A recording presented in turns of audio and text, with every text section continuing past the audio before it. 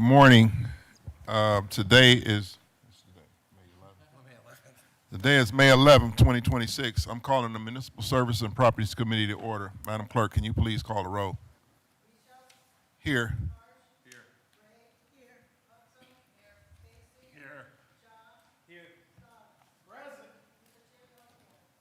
All right, thank you, Madam Clerk.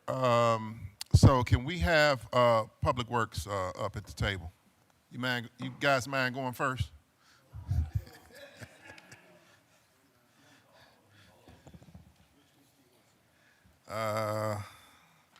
Let's just start at the top.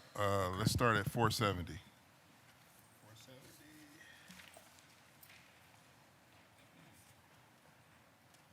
wait.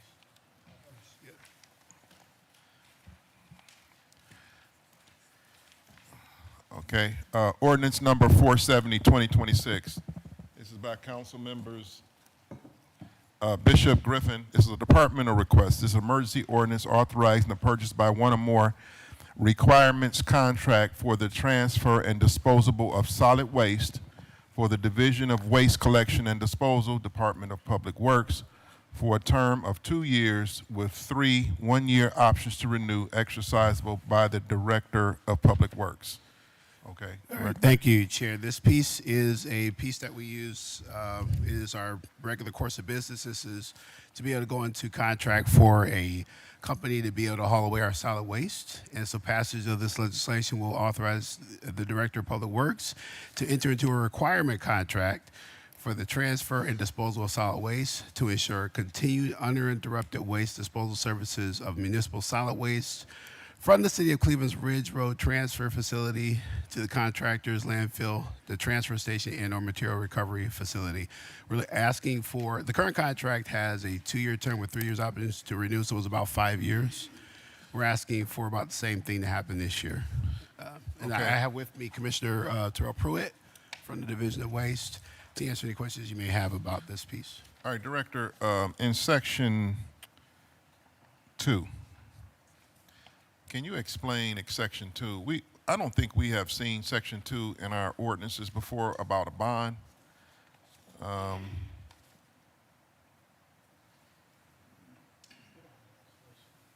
About this bond. Could you explain that, Director? Is it possible if I could see that? If I could see that, just don't have that. You don't have it here? No, I don't have it in front of me. It's in section. It's in section 2.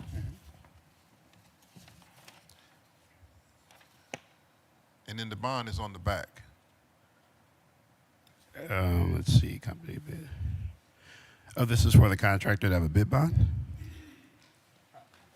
Yeah, this is for the contractor. So the contractor needs to have a bid bond as well as a performance bond. That just protects the city. So when the contractor, to be able, they have the wherewithal to do the job, they need to have a performance bond. So why is it in our legislation? This is for the contractor, correct? That would be for the contractor. Okay, so why is it in our legislation? I'm trying to figure that out. To the chair, I honestly couldn't answer that. It's not something that we requested, but I could not answer why it's in the legislation. Okay, Commissioner, can you? Mr. Chair, I will be guessing. We do want a performance and bid bond on these, just in case the contractor, whatever reason, goes out of business and can't perform. That way we have insurance. But the particular reason why it's in the legislation, I'm not certain. But for these large type of contracts, we will go on a performance and bid bond. Okay, so this is just a performance bid bond. Yes, and again, that's something that happens with every requirement contract when it gets to a certain amount. And again, Okay. I do not know why it is in the legislation. Okay, all right. Can you get an explanation before finance? Sure. We just want to figure out what's, because we've never seen the bid bond. Okay. I've never seen the bid bond in the legislation before. All right, I'm going to open this up to my colleagues. Ordinance number 470. I'm going to open it up for questions. Councilman Case. Thank you, Mr. Chairman. Mr. Chairman, to the Director, the last contract was $7.1 million, and now you're asking for $9 million. Why such the big increase? So through the chair to the councilman, and I will let the commissioner jump in as well. Every year this contract does escalate. it's a 5-year contract. So by the time we get to 5 years, that's our estimate about that point. Okay, so it's 9 million over 5 years. And is this, we got the director saying one thing, we got the commissioner shaking his head the other way. Through the chair to the councilman, is actually, that was how much we spent last year, $7.4 million. 4.4. So we dispose about 188,000 tons a year, and we paid $39.74 a ton.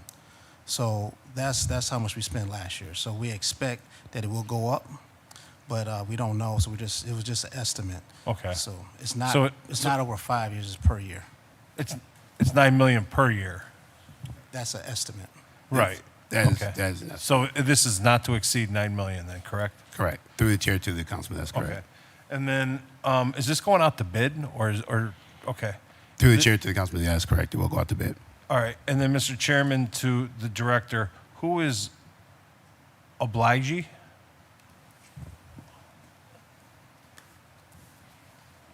Oh, obligee? Okay. Forget it. It's the obligee. Okay. So that's whoever you're going to take, right? I Yes. thought that, the way, Okay. because it was with the capital, I thought it was a company. Okay. And then, Mr. Chairman, to the director or the commissioner, how much did the waste department make on trash collection fees last year? Waste collection, through the chair, is about $13 million that we collected for waste collection fees. And does, Mr. Chairman, to the commissioner, does that include fines and all that other stuff, or is that just for the fee? Through the chair, that's estimate for the fee. We probably took in another $500,000 for citations. Okay. Thank you, Mr. Chairman. All right, thank you, Councilman Casey. Is there any other questions on ordinance number 470? All right, Councilman, first I'm gonna go to Councilman Shaw, and I'm gonna come back to you. Councilman Shaw. Thank you, Chair. Just a quick question, just out of curiosity. I see it's with, right now it's to the director through the chair. It's with Lorain County Landfill. That's the current contract. Is that where all of our solid waste goes, or do we have other places where we also divert it? I was just curious. Through the chair, all solid waste goes to there. Okay. And we're still anticipating, even if the contractor changes, the end destination being the same? No, through the chair, we go out for bid, and then we take the best and most feasible contractor. I see. So then it would be up to the contractor where they divert it, which landfill they divert it to? Yes, that's correct. Okay. Thank you, Chair. That's all. All right, thank you, Councilman Shaw. Councilman Harsh. Yeah, thank you, Mr. Chair. I'm still trying to wrap my head around the Section 2 issue. I guess my question through the chair to the law department is, if Section 2 were stricken, taken out, would the ordinance still be operable? Because it sounds like this is something that's normally handled in the contract by the administration when they actually, after they go out to bid. If this were taken out, would they still be able to operate? Through the chair to the councilman. So I did not specifically review this piece of legislation, so I'm not exactly sure if this this piece about the bond was added by law or not. One of my colleagues reviewed this piece. I would need to double check with them to see if this is required or if it's something that was added for a particular reason. But at this moment right now, I can't, I don't want to give you an answer and say, yes, it can be removed if it was added for a specific reason. Understood. So, Mr. Chair, my question here then becomes, if we don't know who put Section 2 in and it's not normally included in the legislation, I would like to know why it was added as a section in the legislation, what the intent was and what the purpose was. And if that was come from the law department, I would think it would be appropriate for the law to send whoever had this idea over here to let us know so that we can understand why this is being inserted into the language of the ordinance itself and not just handled on the back end by the capable administration. It's the same question you have. I'm just trying to look at it from a different side. And I don't know if that's something we can settle between now and finance. My other question, thank you. My other question is just clarifying, I think Councilman Shaw has basically got this. It cost $7.4 million last year to dispose of the waste. We're putting a ceiling of $9 million so that we don't go above that, but assume we won't need to use it all because if this year's anything like last year, it'll be about 7.4, 7.5 again you just need a little wiggle room in case there is more, through the chair? Yep, through the chair to the councilman, that's correct. Again, it could be that some things that we do in recycling makes it less tonnage, but it could be that maybe that doesn't happen, or it could be that the rates change because of gas prices. There are a lot of things that are out there. It's an escalator built into these contracts. Yeah. So just to make sure that we stay in line and pace with that, we put that in there. Okay. And the summary is included in the legislation itself as a reference, so that 9 million cap is in the summary. So, Mr. Chair, I do have an amendment to propose, and you can let me know when it's appropriate ahead. time for that. Do it now? All right, Councilman Harsh has an amendment. Go ahead. Okay. Mr. Chair, I propose the following amendment to Section 4, and line 6, after the period that ends Section 4, insert, quote, "The director shall provide written notice to the clerk of council whenever any purchase is made through the cooperative process, which notice shall include the details of such cooperative purchases." Second. All right. Councilman Harsh has an amendment on the floor. Councilman Starr seconds it. All right. Is there any discussion on the amendment? All right. Though, Councilman Shaw.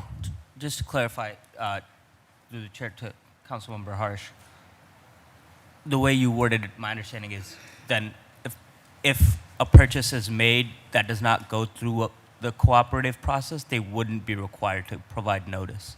Is that your intention? Through the chair, the intention is that when they execute this contract, they would notify us of its execution, including the details of the purchase, Then I so would- that they let us know when they do it. I would offer taking out through the cooperative process, or through the cooperative arrangement process out of that line, so that if it would just be what you said without that portion, because otherwise it will limit it. Do you understand? What I'm trying to say? Yeah, through the chair, I think the reason the cooperative process is the language, we've been inserting this into a lot of legislation lately. This has been a pretty standard procedure for us this term, is because the cooperative process was the procedure by which they sidestepped notifying us. So we're very specifically identifying the cooperative process as the one that we want notification of, because that was the process that we were not being notified of before. So if we I'm called it out. if it's Director, okay, the cooperative process would be distinctly different from what we're doing. Our competitive process would not use the cooperative process because we're going to go out ourselves. In the cooperative process, we would actually use a state or another county or another city's their bidding process to use. So that in this case, if we were to get this contract, we would go through our internal processes to get it. And according to what I think what the councilman's trying to say is we wouldn't have to notify you if we went through a requirement contract through our internal.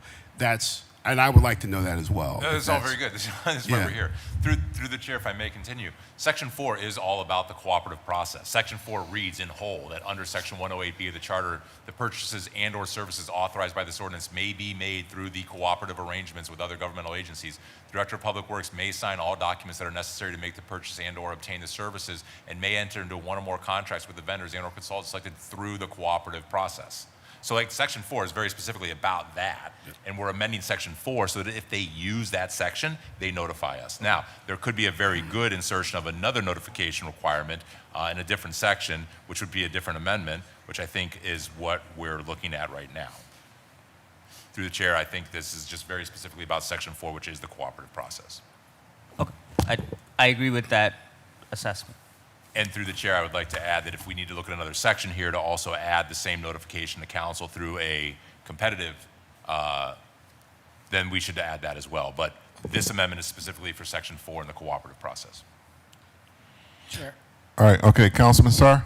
Yes, I think, correct me if I'm wrong, through the chair to Councilman Shaw, you want to make sure that they don't use no other funding sources to be able to add to this contract, but just maintain only using the funding sources through the cooperative process and allowed on this ordinance number 470, 2026, correct?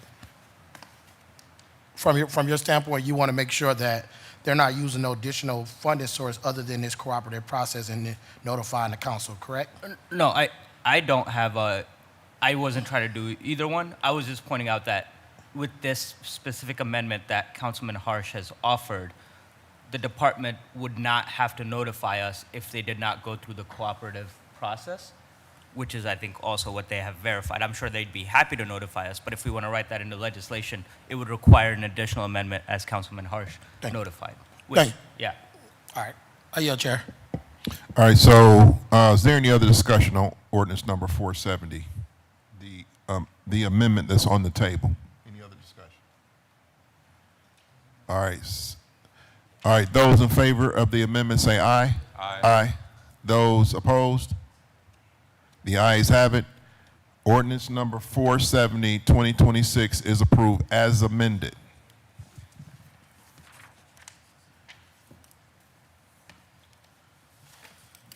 All right, ordinance number 471 by council members Bishop and Griffin. This is a departmental request, an emergency ordinance authorizing the purchase by one or more requirements contract of the transfer, disposal, and processing of recyclable materials for the Division of Waste Collection and Disposal, Department of Public Works, for a period of 2 years with 3 one-year options to renew, exercisable by the Director of Public Works. All right, Director. Thank you, Chair. On the flip side of this, the first piece that we just discussed was for solid waste. This is for recyclable material. Okay. We're asking to be able to go out for a contract to have a vendor collect that, take that material from us. Again, it's the same kind of deal where it's a 5-year in the long run, long stretch of things, about a 5-year. We spent about, I'll ask the Commissioner to talk about how much we spent in the previous. Mr. Chair, for the previous, since 2022, we spent $375,145,000 over a 5-year period. That's correct. Yes, So over a 5-year period, we spent approximately $375,000. $375,000 over that. So we're and again these are just estimate numbers that we put into these amounts here. So again, I'll open that up for the council for questions. Okay, the Director or the Commissioner, can you touch on our recyclable progress? You want to give the council a little snapshot of our progress on our recyclables? Yeah, thank you, Mr. Chair. I'd love to. So our recycling program, since we started in 2022, has actually been a success. We're approximately about 70,000 households in total who are in the opt-in program. We even have expanded to start taking recyclable materials out of some of our municipal buildings, such as this one, and also in utilities. For the last 2 years, our contamination rate's been approximately about 14%. And also, there is a cost savings. For every ton of recyclable material for the year, it costs us about $19.92 to process a ton of recyclable material versus $39.74 to dispose of it in a landfill. So every ton of trash that we revert to recyclable materials, we save about $20 for the taxpayer. Okay, all right. All right, thank you for that, Commissioner. I'm going to open up to questions from the committee. I'm going to go to Councilman Shaw. Thank you, Chair. The numbers sound great to the Commissioner through the Chair on the recycling program. I just had a couple follow-up questions on that. I know right now we have the opt-in program, as you mentioned. It sounds like it's a success. People are using this. They want to. Are there any barriers, or are we planning on going to not an opt-in program, but just handing out the recycling carts? I think last time we had spoke, you had indicated that was perhaps in the works. I wanted to hear your thoughts about that and what the plans were, so that people don't have to opt in. They're just provided a recycling cart. So if I could really quickly through the chair to the council, I have to my left, I have Lorenzo Brumfield, who was acted as a recycling coordinator for the city when we had a really bad situation with our recycling. He was very instrumental in turning those things around. Commissioner Pruitt and his group has taken that and really gone further. One of the reasons why we chose the opt-in process is because it really is about behavior. And when we tried to get everybody to recycle, that's where our contamination rate blew up to about 68%. So we took the opposite approach to opt in to get a cleaner better material, right? And so now, and I'll let Ren talk a little bit about this. That's the next piece that we have before you. We are working with the Cuyahoga County Solid Waste District to rebrand our recycling on education and things of that sort.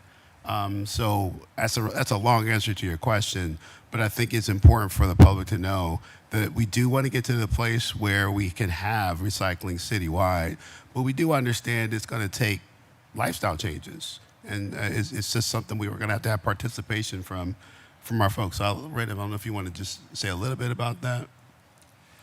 What I would say is that from the beginning, when we did start with this opt-in program, it started a little bit at a time. And even though we have, Commissioner says, 70,000 households, there are roughly 175,000 that are eligible for that. So there's a lot more that we need to do. So the big part was to start with the education, get people to understand it, to buy into it, and then to expand. But what we found is that there's a need to expand that communication and that education, because it kind of began, and then at some point it became less effective, and we need to shift so that we can be more effective, so we can reach more people, so they can understand what we're doing and how it's going. And then the plan is eventually to make it that universal program that it used to be, where everybody in the city does recycle. But there is we are taking a gradual approach that I think it is time for that next step to keep it going. And when we talk about this next part of legislation, the education and communication part, that is most important. So that's where we're going to concentrate in the next push to make this larger. Thank you. I'll wait for the next piece then when we talk about the education part. That makes sense. Thank you. All right, thank you, Councilman Shaw. I'm going to go to Councilwoman Gray. Yes, thank you. Thank you. And I want to talk about the opt-in and how that process worked. Even though we're going to wait for the educational part, still, I just want to bring this point up, Chair, to the team. The recycling program, when the containers are out, some containers have the sticker, some don't. Is this a question for the next piece, for the educational? Okay, thank you, Commissioner Pruitt. The issues that come up with the recycling program for the residents, when they have the sticker on the container, are those containers going to be recycled? And if the sticker is not on the blue container, those, does that material goes with the waste per se? Those was the twofold questions that have brought to my attention just recently, due to some containers are not picked up sometimes because the sticker is not on, and then when you come back, it's tossed in with the regular waste. But if the sticker is on, then it's tossed in the recycle. So Commissioner Pruitt, could you answer that for me? Thank you, Chair. Yes, through the chair to the councilwoman.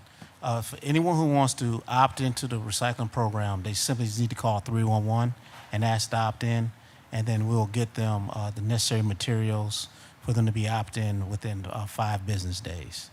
But so there is a declination between carts with stickers and carts without. Carts without stickers, that material is going to the landfill.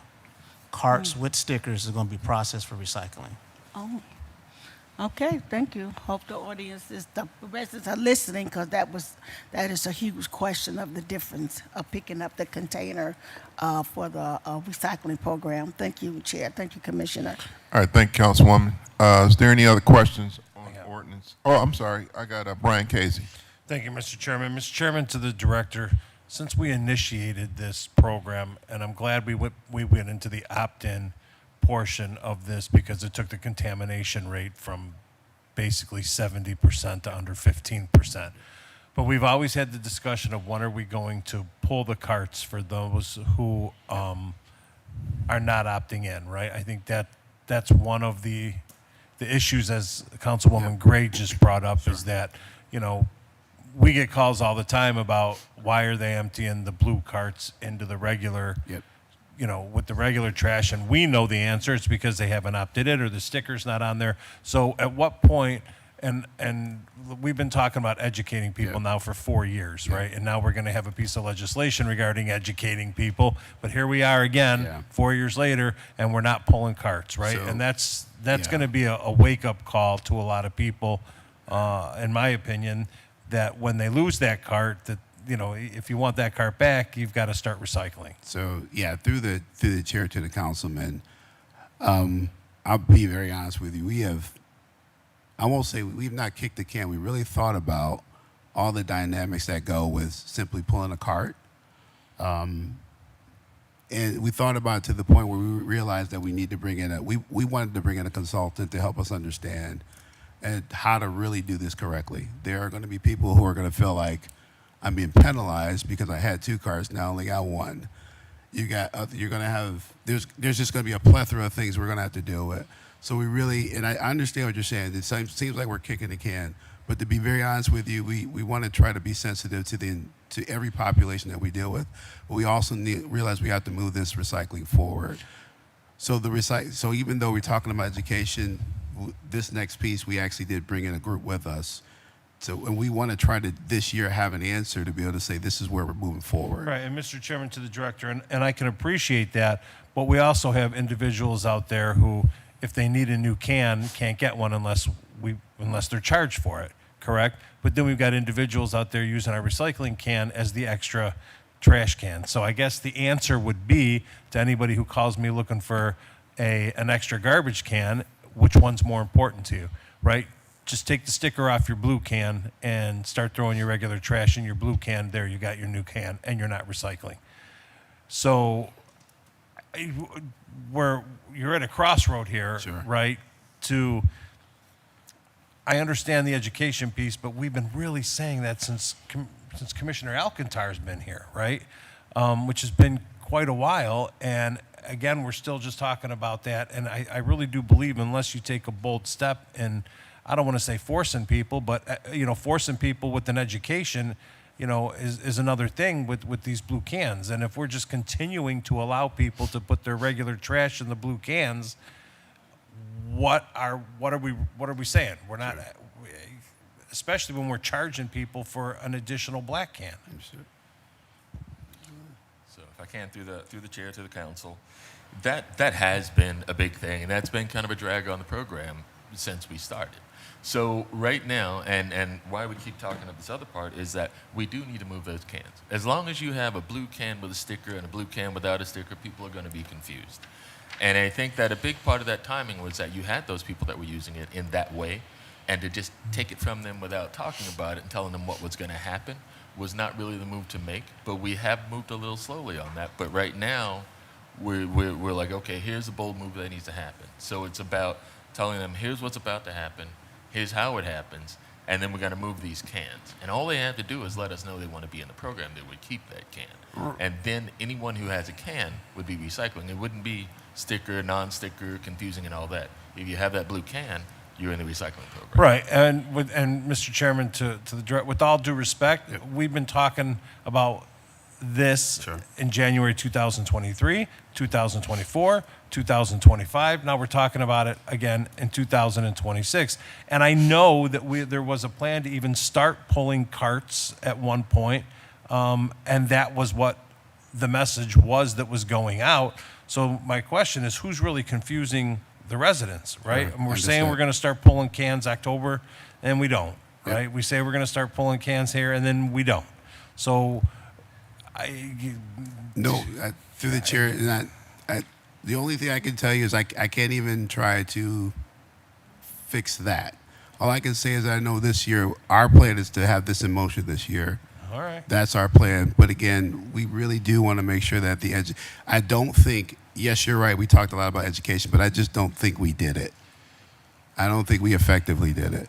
And so our goal this year is to try to be more effective with how we communicate. I think we did a good job with communicating recycling when we kicked it off a couple of years ago with the opt-in. I think we did commercials, we went on media, we did all kinds of things. We really pulled out all the stops. When it came to pulling the cans back, I don't think we did that work. So that's the goal for us to be able to do this year. But that is, in my full intention is to have that done by this year. You know, this piece of legislation is giving you 5 years to do this, so you won't have to come back to the table to discuss this for at least 2 years with your own option to renew for 3 years. So we could be here in 2031 and still having the same thing. So, Mr. Chairman, I want to offer an amendment.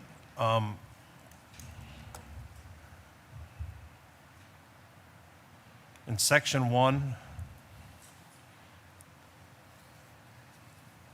line 3, strike with 3 one-year options to renew. No, strike exercisable by the director. No, in section 1, line 4, after exercisable by the director of public works, insert with legislative authority.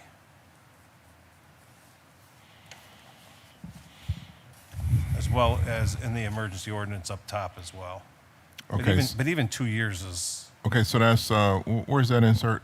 You say section 1. section 1, line 4, Okay. after director of public works with legislative authority. I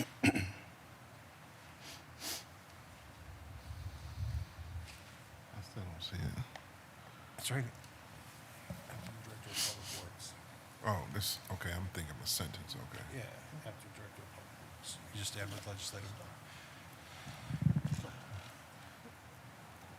So if I could just All right, go ahead, Director. Sorry. And just to ask, one of the reasons why we do 5 years is because the contractors get scale.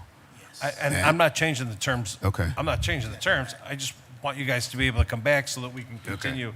So you So want that you can tell us next year that you're putting a plan together to Okay. pull Sure. recyclables, right? That's fine. Okay, we'll come I back. know you will, but So- but the way it's written right now, you don't have to come back for us to talk about this for 5 years. Okay.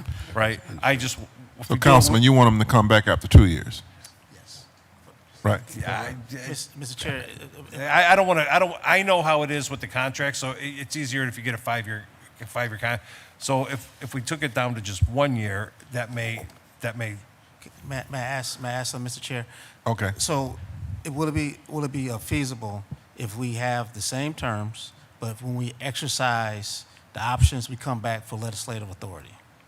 Isn't that what I just asked for? Yeah, so it'll be a 2-year initial contract, Yeah. and then for each option, we'll come back. Okay, authority. all right. So, all right, Councilman Casey has an amendment on the floor. I have a question. All right, Councilman Starr seconds it. Okay, is there any discussion? We going to Councilman Harsh? Yeah, Chair, I have a question. I just want to make sure I understand.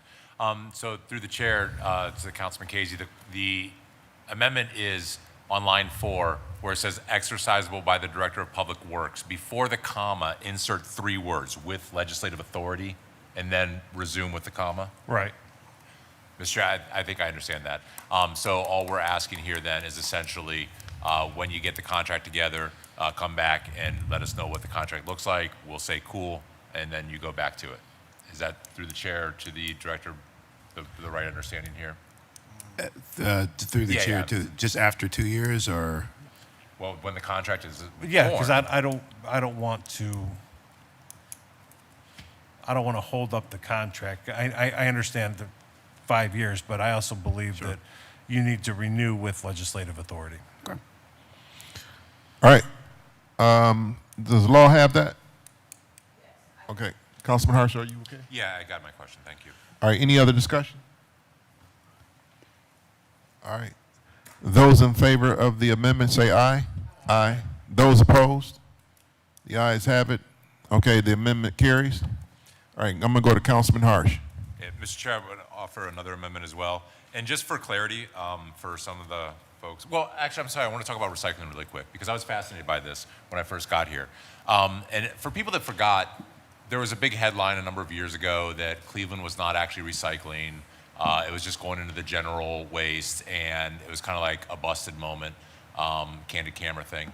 But the reason we weren't doing it was because our recycling was contaminated. Because the people that actually take recycling and do the recycling can't have like dirty diapers in the recycling. They can't have, like banana peels in the recycling. They've got to have clean recycling in order to actually be effective at recycling.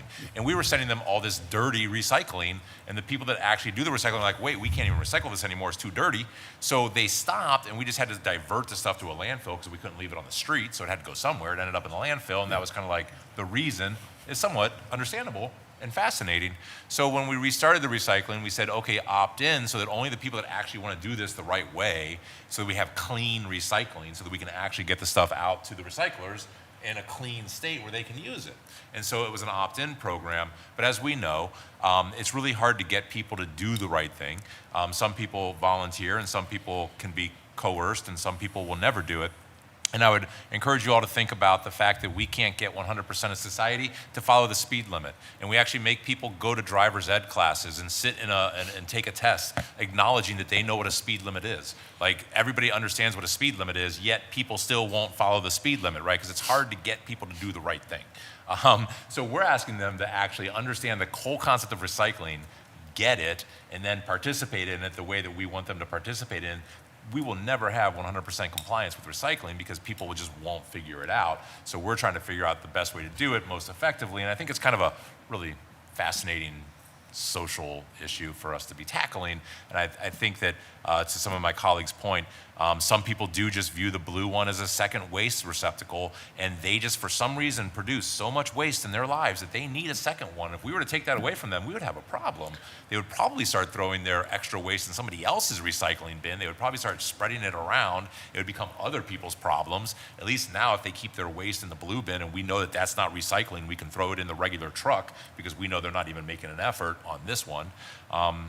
Crazy problem to have. Fascinating solution that we've come up with. I actually kind of think it's working for everyone as best as it can, but sorry, that was my rant about recycling. I would like to offer an amendment. All right, Councilman Harsh has an amendment. This one goes where? Okay, so the reason that we're inserting these into Section 2, Mr. Chair, for some of my colleagues, and this always gets really confusing. Every other way that the city of Cleveland can sign a contract is public knowledge. If the Board of Controls signs a contract, Board of Controls are a public body. The reporters pull the Board of Controls reports all the time and look at all the things that they're doing over there, and it's essentially how the administration executes contracts that we've authorized. They do it through the Board of Controls, and if they do that, then it's all public knowledge to begin with, and everybody can look at it, and the sunshine is out, and everybody's happy. But if they use Section 108B of the Charter, that's the one where we might not ever know that it was done. So the reason we're inserting these amendments to Section 108B language is so that we have full transparency no matter how the administration does it, because every other way is already transparent. So I just want to clarify that because it came up, obviously, for good reason, good questions. But Mr. Chair, I'd like to offer the following amendment. In Section 2, in the last line, so that would be line 6 of Section 2, insert Director of Public Works. The Director of Public Works shall provide written notice to the Clerk of Council whenever any purchase is made through the cooperative process, comma, which notice shall include the details of such cooperative purchases. All right, Councilman Harsh has an amendment on the floor. Is there any discussion? Is there a second? All right, no discussion? Someone second. Oh, no, I think Councilman Starr seconded, right? Councilman Starr seconded that motion, correct? Second. Okay, he seconded now. Okay, so any discussion? All right, so all in favor of the amendment say aye. Aye. Aye. All opposed? The ayes have it. All right, so ordinance number 471, 2026 is approved as amended. Chair, is it okay if we go to 521?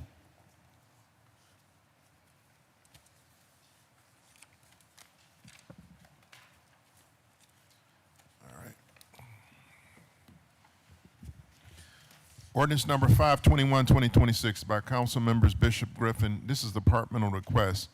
An emergency ordinance authorizing Director of Public Works to apply for and accept a grant from the Cuyahoga County Solid Waste District for the Cuyahoga County Solid Waste District Special Project. All right, Director.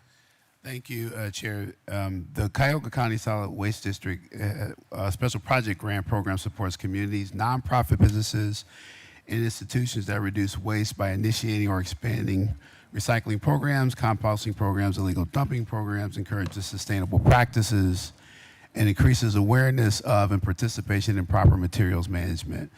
Eligible applicants may apply for a grant up to $25,000 to purchase equipment, materials, and services that will support sustainable materials management and reduce the environmental impact of waste. Grants will be awarded on a competitive basis according to the evaluation criteria listed above below and are subject to final approval. This, I mentioned that we are working with the Cuyahoga County Solid Waste District to help us with recycling as well as education, as well as what we do with these cans. To be able to do that, we asked for a grant, and this is the grant that we're asking for, to be able, $25,000 grant to be able to work with the Cuyahoga County Solid Waste District and a consultant to help us work through those issues. With that being said, I don't know, Commissioner Wren, if you or Commissioner, you wanted any opening points on this? Yeah, so through the, Mr. Chair, it's just, this grant allows us to be able to work with the solid waste district, kind of think through some of the issues that we have, just get a better understanding of what the industry does, and also help us come with a succinct recommendation for administration moving forward with a number of different things. Okay, all right. Is there any, go ahead. I'm sorry. Through the chair, just a little bit more about this. There are three main points to what they're doing. So one of the big points, okay, is as we talk about education, communication, with that, what they're going to do is they're going to review the current opt-in process, provide recommendations to make it better, to look at how we're actually communicating and educating with the public, to suggest ways we can do that in a more effective way. So instead of just talking about it, we can actually do it. We can get them on the right page. They can understand what's actually happening with this. And also, they're going to help with strategies for cart replacement. Because as we talk about these people that say they need new carts, those black carts that are falling apart, those blue carts where there's a problem with it, this or that, we can get ahead of that. We can have a good strategy for our cart replacement. We can understand, a better interval so that people have less time that they're waiting in between a request and the time it gets replaced. So with these things that they're doing, they're really going to help us to improve how we interact with the public with the services that we give them. So that is, I think, a very hopeful kind of thing, and I really look forward to working with them on that. Okay, all right, thank you for that. All right, I'm going to go to Councilwoman Gray. Thank you, Chair.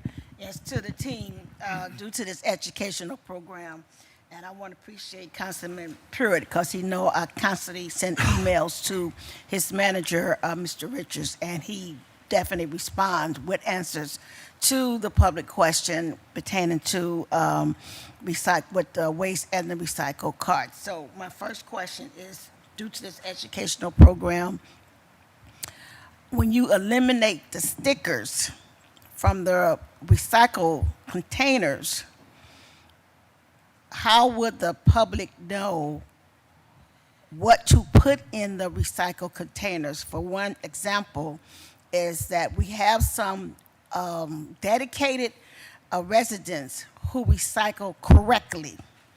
They actually take the paper off the plastic containers of the bottles. They clear everything off as instructed in the booklet that you first mailed out in 2023 when you started a recycle program, because a lot of folks still have the booklet, a lot of folks don't.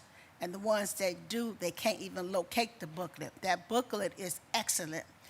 And that need to be resurfaced back up. If you can't afford it in this educational program, it need to be mailed back out to the residents due to this educational program, because that would help them immensely, because as my colleague Harsh stated, that a lot of folks would never do the right thing. However, that booklet just explains the entire process. And a lot of folks don't even remember the booklet. However, with this educational program, how would the residents know how to recycle and what not to put in the container? Because once you contaminate that recycle container and then you start doing it right, how would that container not be contaminated if you're going to do the right thing? Chair to the commissioner. Through the chair to the councilwoman. So every year we send out a waste and recycling guide. We got mailed. It should have been mailed at the first of the year. We do that so we constantly are reminding folks of what's acceptable materials and what's the process set out for your trash. If you have any residents that may have not seen it or may discard it or may recycle it, I have plenty, so I can always drop some off to your office. So that way, if you have any community meetings of that nature, you always have the material. But the purpose of this legislation is to work with the Cuyahoga County Solid Waste District to develop all that strategy. All right, so it's not necessarily, you're probably a little ahead of where we are. The goal is to talk about what is the best practice for the city of Cleveland, what's going on across the country and the industry, and just come up with a concept that answers all the questions about what to do with the carts, what to do with education the right way. So once we get all the information, we roll it out, but we're not to that point yet. It's just designed to really help us understand what's the best way for Cleveland to move forward. Okay.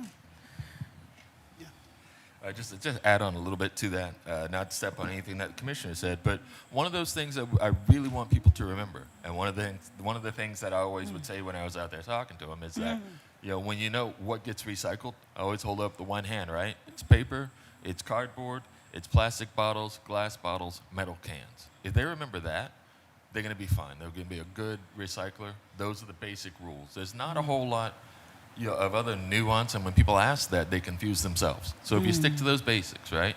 Paper, cardboard, plastic bottles, glass bottles, metal cans. And when you think about what you have, it's generally that. If people stick to that, they're going to be fine.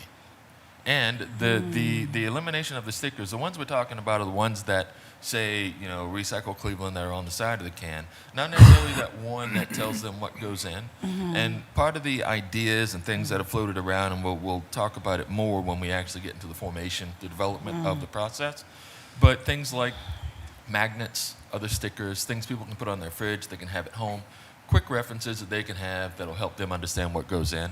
And whatever we put out there is going to be that simple. It's going to say this, this, this, this, and this. That's all you need to put in. And when we get good at doing those basics, we can move to the next step. But we all need to be good at the basics. So I'll leave it with that. Okay, all right. Well, I will be putting you guys on my schedule because what you just said, a lot of residents will not remember the 5 basic. Okay, I know it seemed pretty simple to you because you're good at it, but a lot of residents are not going to deal with the 5 basic, what you just said. That's why you have an educational ordinance to pass to do what you just said. So, and the second thing may not be pertaining to this educational, pertaining to the recycled containers. I talk to Commissioner Pruitt about this all the time. He always answers my question, but just to bring it back up, Chair, to the Commissioner Pruitt, when houses are abandoned or foreclosed, you got the recycle and the waste containers sitting there, and I know you said you work diligently with building housing that send you a list of houses that end up being foreclosed or abandoned for a long period of time, and the containers are set properly in the driveway and or up against the side of the house. So those extra waste and recycled containers, what are done with those if folks are ordering some that they don't have, and you still have those all over the city of Cleveland just there for a long period of time? Chair to the Commissioner. Through the chair to the councilwoman, orphan carts is always going. It's a constant problem, especially when we have transient populations. Right now, we have one employee. That's one of his roles is just to go out there and to look for orphan carts. But we also are looking this summer. If you know any young people or returning college students, we're looking to hire 2 individuals just for the summer to help us get a handle on orphan carts and tires and things of that nature. So if you got anybody that's looking to work a couple months to drive around the city and survey for some of these orphan carts and things of that nature, please send me an email and we'll interview those individuals and we'll put them on the street. All right, you just chair to the commissioner, so you just need a name and number, address. I just need a name and telephone number. Okay, all right, thank you. That's it, Chair. All right, thank you, Councilwoman Gray. Is there any other questions on ordinance number 521? Councilman Harsh? Mr. Chair, I'd like to make an amendment to section 5. At the end, insert the Director of Public Works shall provide written notice to the Clerk of Council whenever any purchase is made through the cooperative process, comma, which notice shall include the details of such cooperative purchases. All right, thank you, Councilman Harsh. Councilman Harsh has an amendment on the floor. Is there a second? Second. Councilman Casey seconds. All right, is there any discussion? Yes, one question to Harsh amendment. Is it after the last line in section 5? Correct. Your amendment? Correct. All right, Yes, thank ma'am. you. All right, is there any other discussion? All right, those in favor of their amendment say aye. Aye. Aye. Those opposed? The ayes have it. All right, ordinance number 521, 2026 is approved as amended. Thank you.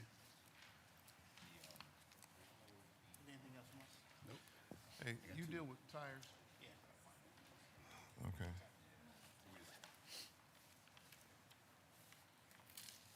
You got an address? Yeah. Okay.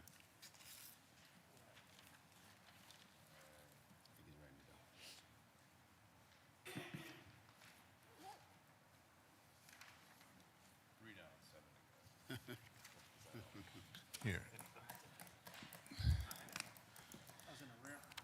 It's in the rear of the house. Okay, we'll take care of it. All right, ordinance number 467, 2026.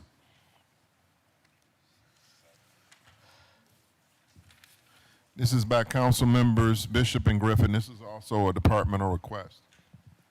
An emergency ordinance authorizing the purchase by one or more requirements contract of various types of general maintenance, structural repair, and lubrication, requirements of movable bridges, including materials, equipment, supplies, services, and labor if necessary for the Division of Streets, Department of Public Works, for a period of 1 year with 2 one-year options to renew exercisable by the Director of Public Works. All right, Director.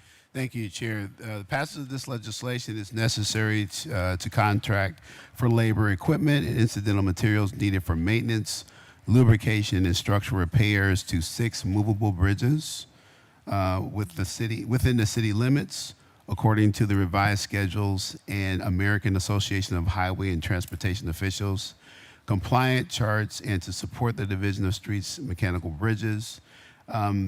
The main reason I have Commissioner Scott here with me to answer any questions about this, but this is I believe, Commissioner, we've done this in the past. Yeah. This is a recurring contract that we have for to help with the lubrication of these movable parts on these mechanical buildings. Commissioner, I'll let you say a few things. And Thank you, Director. Mr. Chairman, to the council, this is our basic lubrication and maintenance contract that we've had now for over 6 years for the mechanical bridges that span the Cuyahoga River. Okay, all right. You say 6 bridges? that is correct. Okay. Mechanical bridges. All right, is there any questions on ordinance 467, 2026? All right, Councilman Harsh. Mr. Chair, I'd like to offer the following amendment to section 3 at the end. After the period, insert the Director of Public Works shall provide written notice to the Clerk of Council whenever any purchase is made through the cooperative process, comma, which notice shall include the details of such cooperative purchases. Second. All right, Councilman Starr seconds the amendment. Is there any discussion? All right, those in favor of the amendment say aye. Aye. Those opposed? All right, ordinance number 467, 2026 is approved as amended. Thank you. All right, last one, Director, I have for you is ordinance number 468, 2026 by council members Bishop and Griffin. This is also a departmental request. An emergency ordinance authorizing the purchase by one or more requirements contracts of rock salt for the Division of Streets, Department of Public Works for a period of 1 year. All right, Director?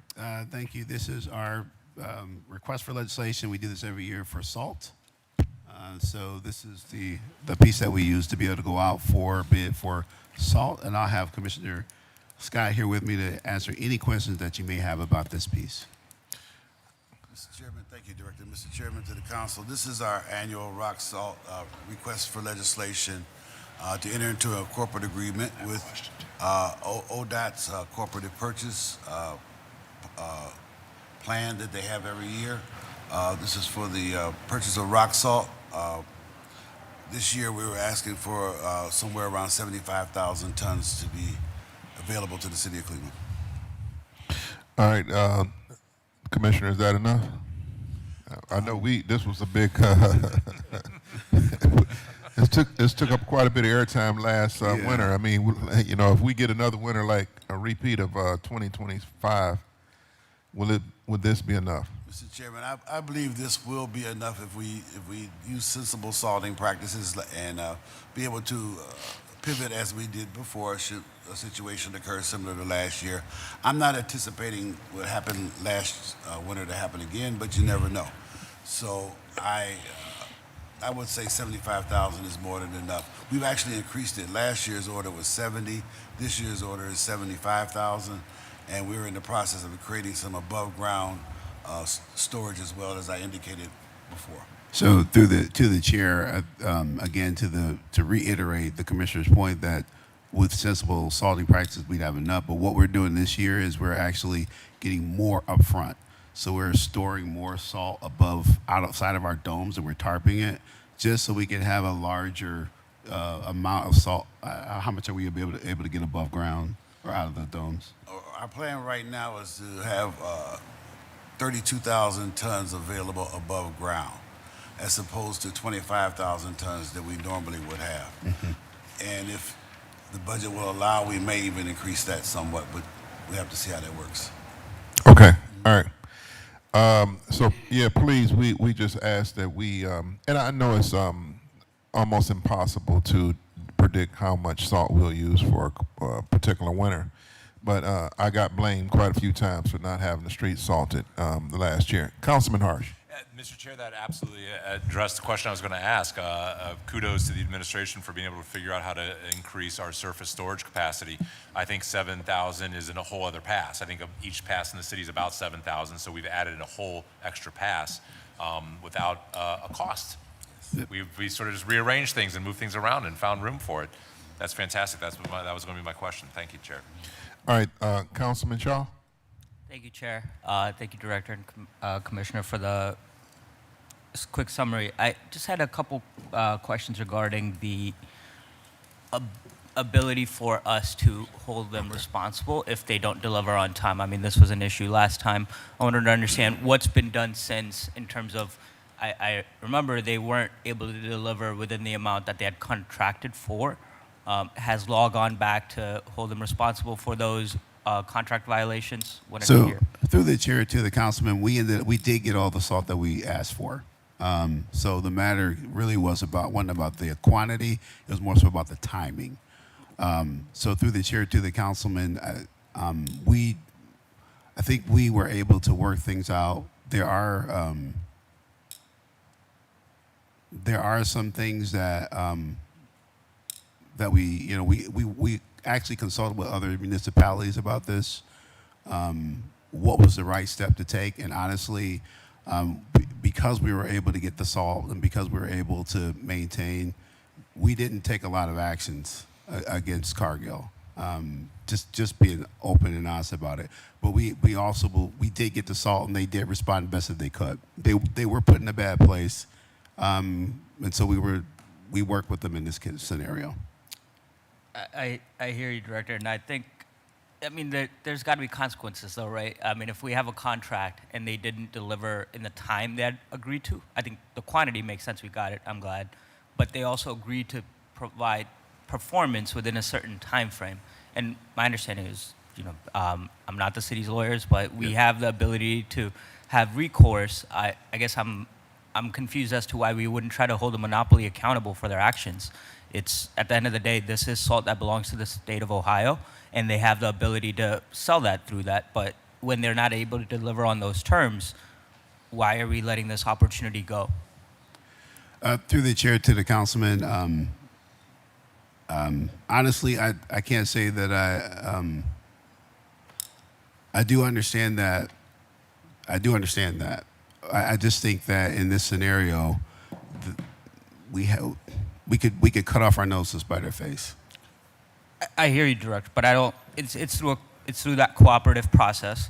So if Cargill really wants to spite ODOT, which is probably their biggest purchaser anyways, and then risk their lease, they're more than happy to. But it's not like Cleveland would be punished by itself. We're doing it through the cooperative process, so it's still part and parcel of that whole agreement.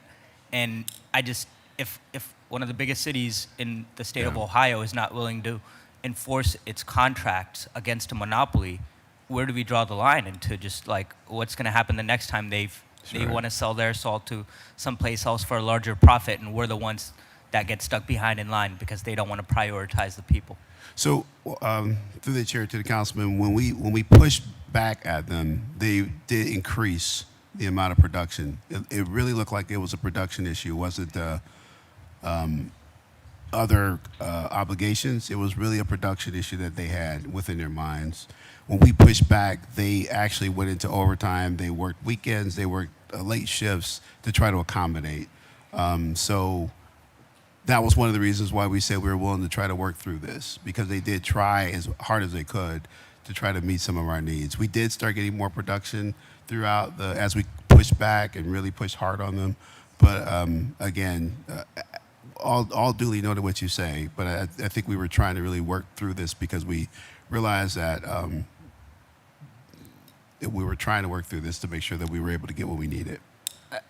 I hear you, and I think my frustration is really directed at that administration for not choosing to enforce these contracts a little more. Because once again, even though they were able to deliver the full quantity, the timing is so critical, especially when we're talking about such a critical safety issue. We have seniors that are, in danger, in risk. I mean, our streets not being salted is a dangerous issue. I mean, you and I know Commissioner understand this, and for the administration to not follow through on its legal remedies here, I think is really disconcerting for me. So, Okay.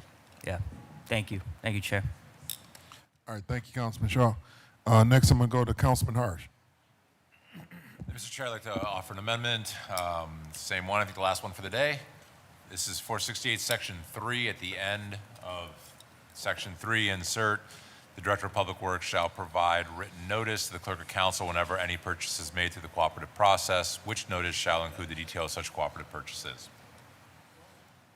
All right, Councilman Harsh has an amendment on the floor. Is there a second? Second. Councilman Starr seconds it. Is there any discussion? Those in favor of the amendment say aye. Aye. Those opposed? The ayes have it. Ordinance number 468, 2026 is approved as amended. Thank you.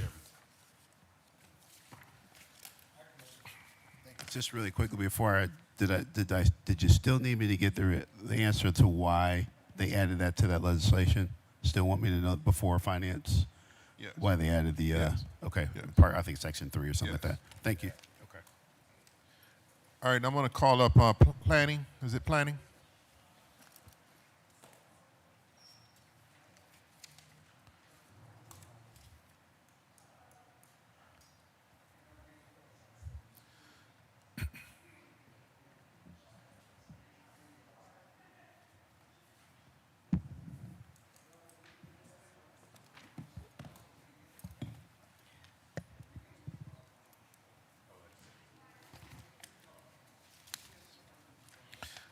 All right, we are here to hear ordinance number 1218, 2025. This is by council members Hairston, Bishop, and Griffin. This is a departmental request. An emergency, this is as amended, I'm sorry. This is an emergency ordinance determining the method of making the public improvement of constructing high comfort pedestrian and bicycle improvements at various locations. Also authorizing director of the City Planning Commission public works and/or capital projects as appropriate to enter into one or more public improvement and professional services contracts needed for the improvement, authorizing the mayor and the commissioner of purchases and supplies to acquire, accept, and record for the right-of-way purposes, real property and easements, authorizing director to accept rights of entry from private property owners, authorizing director to enter into various written standard purchasing and requirements contracts needed to effectuate this ordinance, including electric / no emission vehicles and equipment, and to enter into other agreements to execute documents necessary to conduct the program. Okay, that is a lot of, that's a whole bunch of requirements for this piece of legislation. Director, are you going to speak to this piece of legislation? Yes.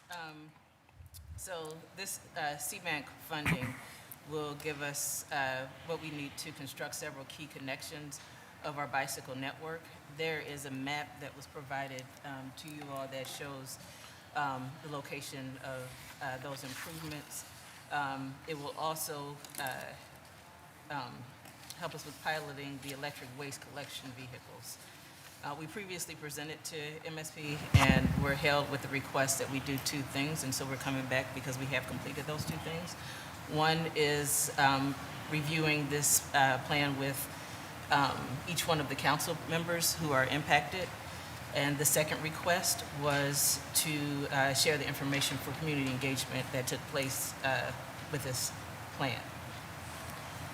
And so both of those things have been completed. The presentation that should, for the community engagement should also be included in your package showing the details of that. It shows that there were over 1,350 residents that were engaged as a part of the process. Okay. All right. So Director, you're right. We did hear this, and I'm not exactly sure what hearing we held this. I mean, we heard this at, but so this is a continuation of a conversation that we had in 2025. Is there any questions from the committee on ordinance number 1218, 2025? Councilman Casey. Thank you. Mr. Chairman, to the director, can you just elaborate on the city EV fleet? I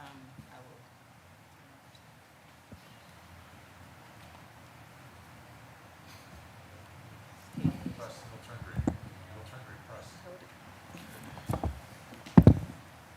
Good morning. Through the chair to the council person, first of all, just to introduce myself, Anand Natarajan, acting director today for the Mayor's Office of Sustainability.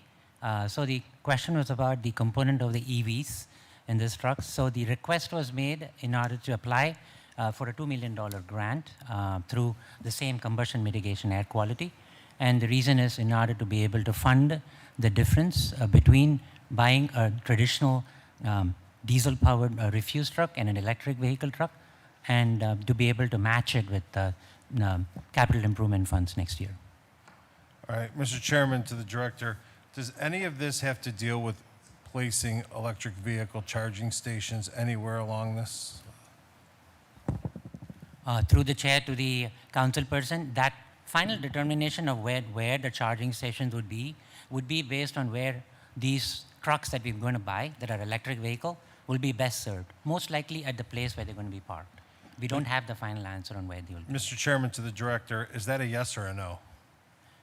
The answer to the question about where they will be placed? No, Yeah. does it, the question is, does this plan include the installation of any electrical vehicle charging stations? To the chair to the council person, yes, absolutely. All right, Mr. Chairman, I'd request that this come through utilities as well. All right, duly noted. Thank you. All right, is there any other questions?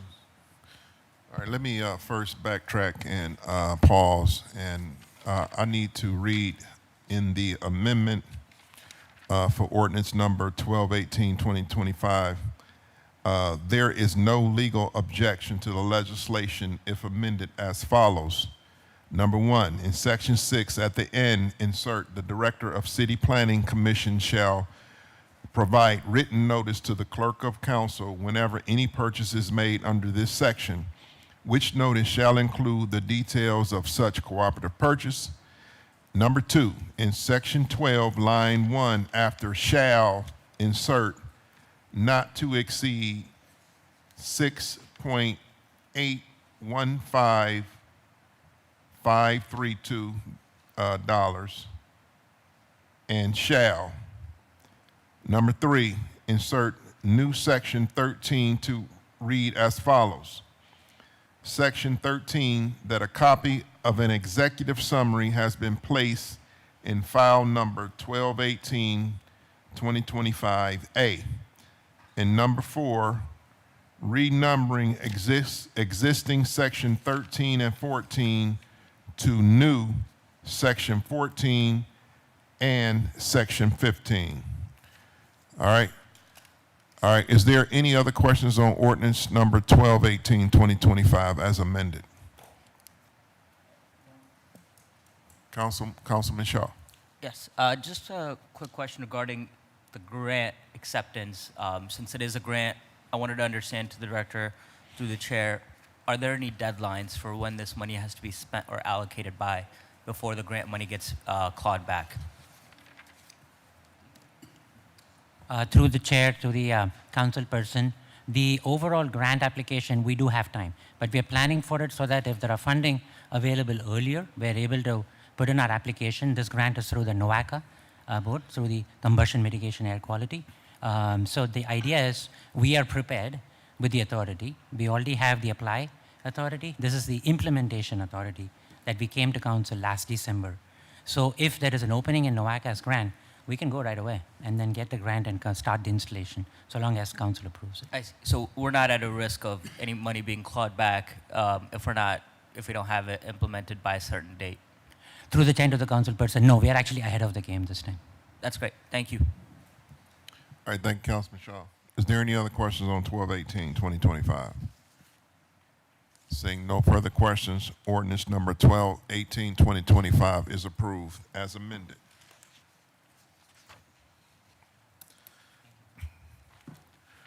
All right, Director.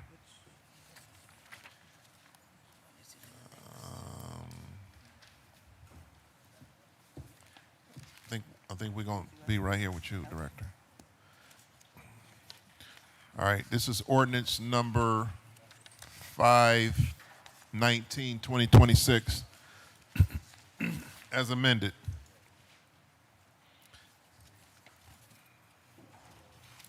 You do have 519, right? I do have 519. Yep. All right, let me read. Ordinance number 519-2026 by Council Members Polensek, Bishop Griffin. This is a departmental request. As an emergency ordinance to amend section 1 and 2 of ordinance number 1470-2025 passed December 1st, 2025 relating to the consent of the Cuyahoga County for the resurfacing to the South Corporation line and allocation of county tax funds for the improvements to cause payment to the county for the city share of the improvement. This is ordinance number 519-2026 as amended. So I'm going to read in the amendment. There's no legal objections to this legislation if amended as follows.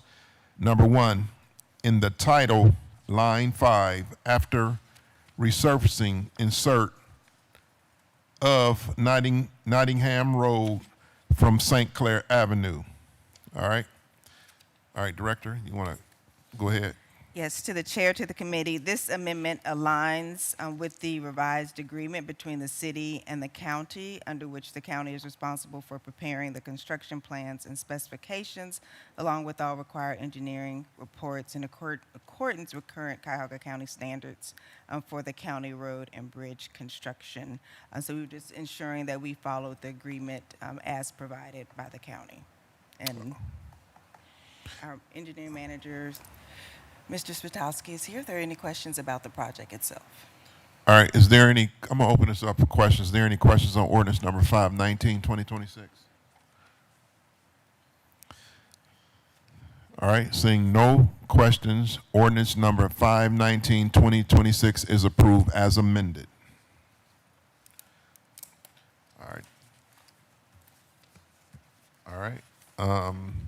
Next up, we have resolution number 5.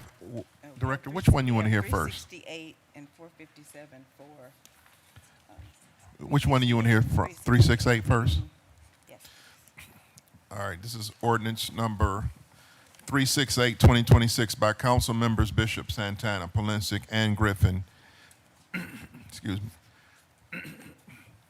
This is a departmental request.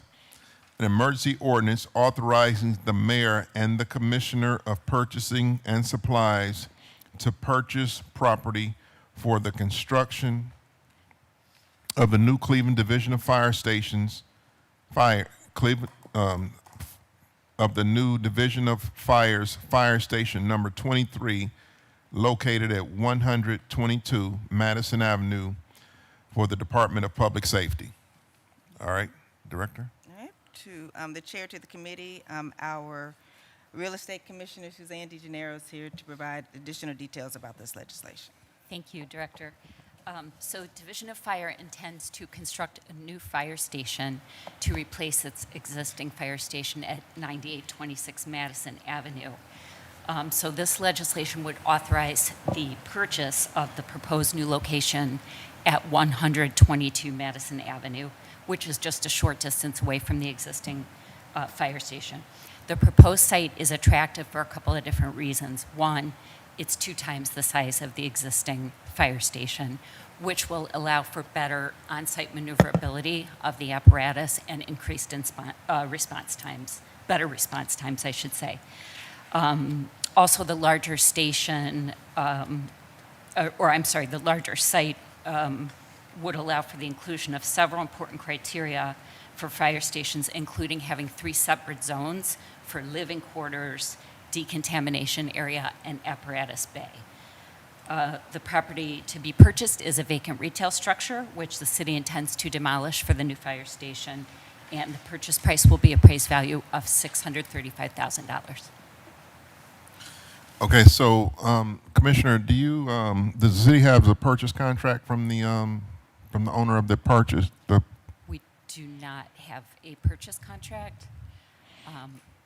We were not able to come to an agreement on the price at the current time, but are hopeful that we may. So why is the purchase price of $635,000 in the piece of legislation if we haven't come to an agreement on the price? Well, we do have, so we have an appraisal that set the value at $635,000. That's what we offered, because that's our standard practice to offer appraised value. The purchase price was not accepted, but, and so we may have to move forward with appropriation of the property.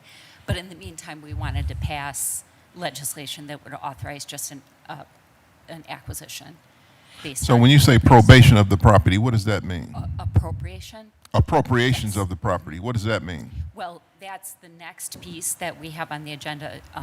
That is a resolution declaring the intent and necessity to appropriate the property if we're not able to come to an agreement with the property owners. Okay, so you want this body to authorize a purchase price that we haven't come to an agreement on. I don't understand. If we don't have an agreement, wouldn't that be putting the cart before the horse? I understand your concern, Mr. Chairman, but we are hopeful that we can reach an agreement with the property owners and not have to move forward with appropriation.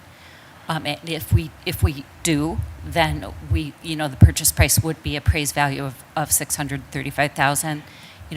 We're required to purchase at appraised value. So that's why we have this number in the legislation. If we're not able to come to an agreement with the property owner, then we will move forward with appropriation. And that would be the amount that we would pay. So now, in a regular real estate transaction, if we want to purchase a piece of property and we make an offer and the buyer and the seller refuse, isn't the regular real estate transaction, wouldn't we come back with a counter offer? Or we just make one offer? I'm not, explain that, Commissioner. So did actually make an offer back in February of 2025. It was a slightly higher offer, actually, and that was based on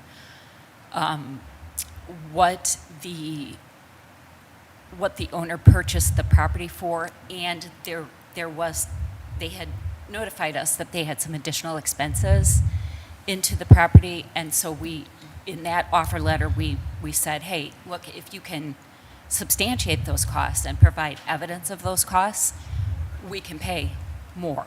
But that did not happen. So we made another offer in March of this year, and that was based on the updated appraisal. We had an appraisal done back in, I think it was October of 2024, but it needed to be updated. So the previous offer was actually based on, it was based on the appraisal from that time, which was $600,000. And if the owner was able to substantiate their additional costs, we would have paid additional money, but that did not happen. So fast forward to March of this year, we made an offer based on the updated appraisal, which was the $635,000. Okay. And again, they rejected that offer. So they rejected two offers, is what you're saying? Correct. Okay. And has the city thought about making a third offer? We have not at the present time. Okay. Chair, All right. if I could. Okay. So I'm going to open this up to the committee. I'm going to go to Councilman Shaw. Yeah, just to clarify, and Hold happy on, to. hold on just a minute, Councilman Shaw. Sure. Okay. All right, go ahead, Councilman Shaw. I was just going to open it up. I'm happy to also answer more questions, but this parcel is in my ward.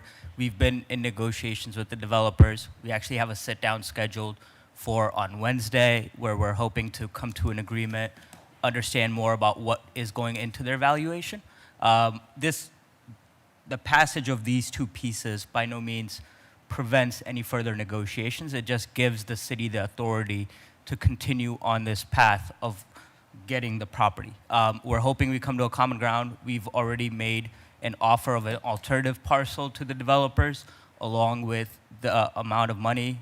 Those conversations continue, but we want to make sure that we're on track, and the necessity of the state of the Fire Station 23 is of constraint, so that's part of the reason. So I'm happy to answer more questions, but like I said, we are in negotiations. We're sitting down with them on Wednesday. This just gives us the authority to actually be able to offer that money when we go forward. All right, so let me ask for clarification on this. Does the city need council's approval to negotiate? I don't think the city does not need council's approval to negotiate, correct? We do not, Mr. Chairman. Okay, so in this case, you're asking us to give you approval before you negotiate? Is that what I'm hearing? No, we've been negotiating. So we should not give approval until we have final negotiations, as that's how we normally do these cases, correct? To the chair, just want to clarify. For the eminent domain process, you also need a amount value that you have offered, and this just shows to the court that if we were to file, that this was fully authorized by council. So it just allows the administration the option to file if negotiations do not come to terms. So the court would still need this to see that it was a true offer, which negotiations don't need that. But in order for a court to see that an actual offer was made, approval has to be shown from council. Otherwise, they're not able to see that, if that makes sense. Mr. Okay, Chairman, go if I ahead, could Commissioner. just clarify, so the resolution, the next piece we'll hear is actually declares the necessity and intent to appropriate. And to Councilman Shaw's point, yes, we have to have a dollar amount established. But with this ordinance, we're hopeful that we may be able to come to an agreement with the owner at some point, even after possibly we file in court. And this ordinance would allow us to purchase the property outright without having to go through the appropriation process. All right, I'm going to go to Councilman Harsh. Thank you. Mr. Chair, I think it's interesting that we're tiptoeing around the word. This is called eminent domain. this is when the government comes in and says, your property rights are dissolved, we're bigger than you, we're taking your stuff. However, we need to load the gun before we put it to their head. So we're gonna say that the offer was $635,000, you decided not to take it, we authorized it. So when we take your property, you can't say that we didn't make a legal offer. The fact of the matter is, I've never had to deal with one of these yet on council. This is my 4th year and 4th month. We haven't done any eminent domain cases yet, so this is my first rodeo. But I do think it's the most authoritarian thing a government can do is come in and say, your property rights are dissolved because we're bigger than you and we're taking your stuff. And so I would like to know from the administration what the criteria is for us to do this, because I know that there have been times in American history where this is very necessary, and that's why we have this law that allows us to dissolve a property owner's rights. I would like to know what the extenuating circumstances are right now that require us to do this. I think the legal measure is supposed to be that there's no other way to do this. There's no other way to build a fire department. There's no other, this is essential for public safety and all that jazz. So I would like to know from the fire department why this is the only location they can build a fire department. I would like to know from MOCAP why this is the only place where we can build it. I would like to know from the law department why this is the only option we have left. And I think that what we're being asked to do today here, Mr. Chairman, is essentially load the gun before we put it to their head. I think that passing this gives us the authority to do eminent domain should the administration decide to take that measure. And that's something I'm a little bit nervous about. It's not something that sits very well with me. It is the most, I think, authoritarian thing we can do as a legislative body. We take And away so- people's lives. I will say So that's. I'm sorry, I'm not talking to the council Hold on, right now. hold on now. Everything goes through the chair. Through the chair, I would like to ask the administration to provide information from the fire department, from MOCAP, and from the law department why this is the only measure left in order to construct a fire department to replace station whatever, 40 what? Through the chair, 23. 23, to replace station 23. And Mr. Chair, I don't know if we can get that information from the administration today or if the people at the table here are prepared to answer all that, but I would like to address that question. Right, to the chair, to the councilman, do you have a response? We can Sure. definitely get it today from the fire department if necessary, but I think we've done the due diligence too to have those answers. Yes, through the chair to Councilman Hirsch. So this site is, as I stated, 2 times the size of the existing station. It allows for, the apparatus to pull in a north direction on West 100th Street and turn onto Muller Court and maneuver out onto Madison Avenue. At the current site, the current station, the trucks are backing in and out, backing into the station from Madison Avenue, which often causes, traffic to back up. Yeah. Through the chair, I understand why the site is preferable. I understand why it's an attractive site. I understand why that site would be a really great place for a fire department. Through the chair, I think my question is the legal threshold, I think, is that there are no other alternatives, that there is nowhere else to put a fire department, that this is the only piece of land that is acceptable and proper for this public use, and there are no alternatives. I think that's when eminent domain becomes justified. Understand, and through the chair to Councilman Hirsch. So we did consider another site not far from here. It's currently the location of a defunct Dollar General. It's not available. So unfortunately, it was not available. And as you know, with fire stations, the location Through the is chair, really it sounds like important. this isn't available either, but we're just going to take it. So why don't we just take the other one? I mean, why is this the one that we want to take? This site is preferable to the Dollar General. This one's preferable. Which is mid-block. It doesn't allow for the maneuverability. There's an apartment building to the west and a billboard, I believe. So this site is far preferable for the reasons stated. Okay, and so through the chair, are you speaking on behalf of the fire department, MOCAP, and law? Through the chair, I'm speaking on behalf of MOCAP. MOCAP? Okay. So through the chair, my question still remains for the fire department and law. Unless anybody else All can right, answer. thank you, Councilman Harsh. No, I'm not calling on you. It's Chair, I'll Councilman try- Casey. Are you Yeah, I'll wrap up this way. Mr. Chair, I have very, very grave concerns about this. I think property rights are really important. They're embedded into the foundation of the country, and I think that when the government decides to nullify and void your property rights, we should be very, very careful before we do that. I think this is a very, very uncomfortable piece of legislation. I have a lot of questions about it, but I will yield for now. Thank you, Chair. All right, thank you, Councilman Harris. I do want to ask the committee to focus on just one conversation at a time, so we can have some coherent dialogue here at the table. I'm gonna go to Councilman Casey next. Thank you, Mr. Chairman. Mr. Chairman, to the Commissioner, where was the Dollar General site at? I don't know where there's an abandoned one at. Through the chair to Councilman Casey, I think it's 9200 Madison. It's to the east. There's an abandoned, okay. Mr. Chairman, to the Commissioner, how much was this property purchased for by the owners? Through the chair, $575,000. And that was back in Okay. 2023, I believe. All right. And Mr. Chairman, to the Commissioner, do we know if the because it wasn't in the MOCAP capital plan that was sent to us. Do we know if MOCAP or the fire department has secured their funding for a new fire station yet? Because it's sorely needed. Through the chair to Councilman Casey, I do not know the answer to that question. Does anybody? Yeah, unfortunately, I do not know the answer to that question at the moment either, but we can definitely get you that. We have our capital improvement plan, as you know. We plan it out for 5 years, but at the top of my head, I would guess that it's there, but let me verify. I don't remember seeing it in the 5-year capital plan.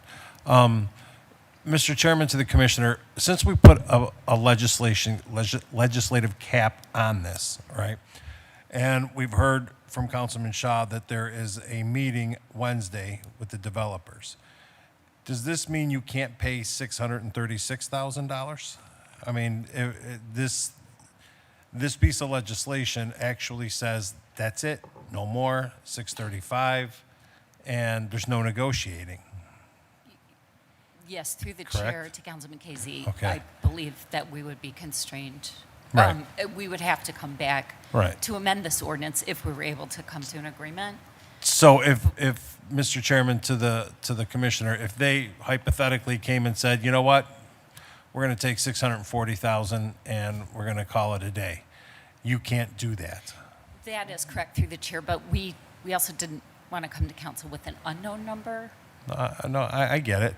Mr. Chairman, the Commissioner, what's the top amount? You've made 2 offers. What's the top amount that has been offered for this property? So back in February of 2024, 2025 through the chair, we offered, I believe it was $725,000. And the reason for that was that the owner showed us a settlement statement that reflected that amount.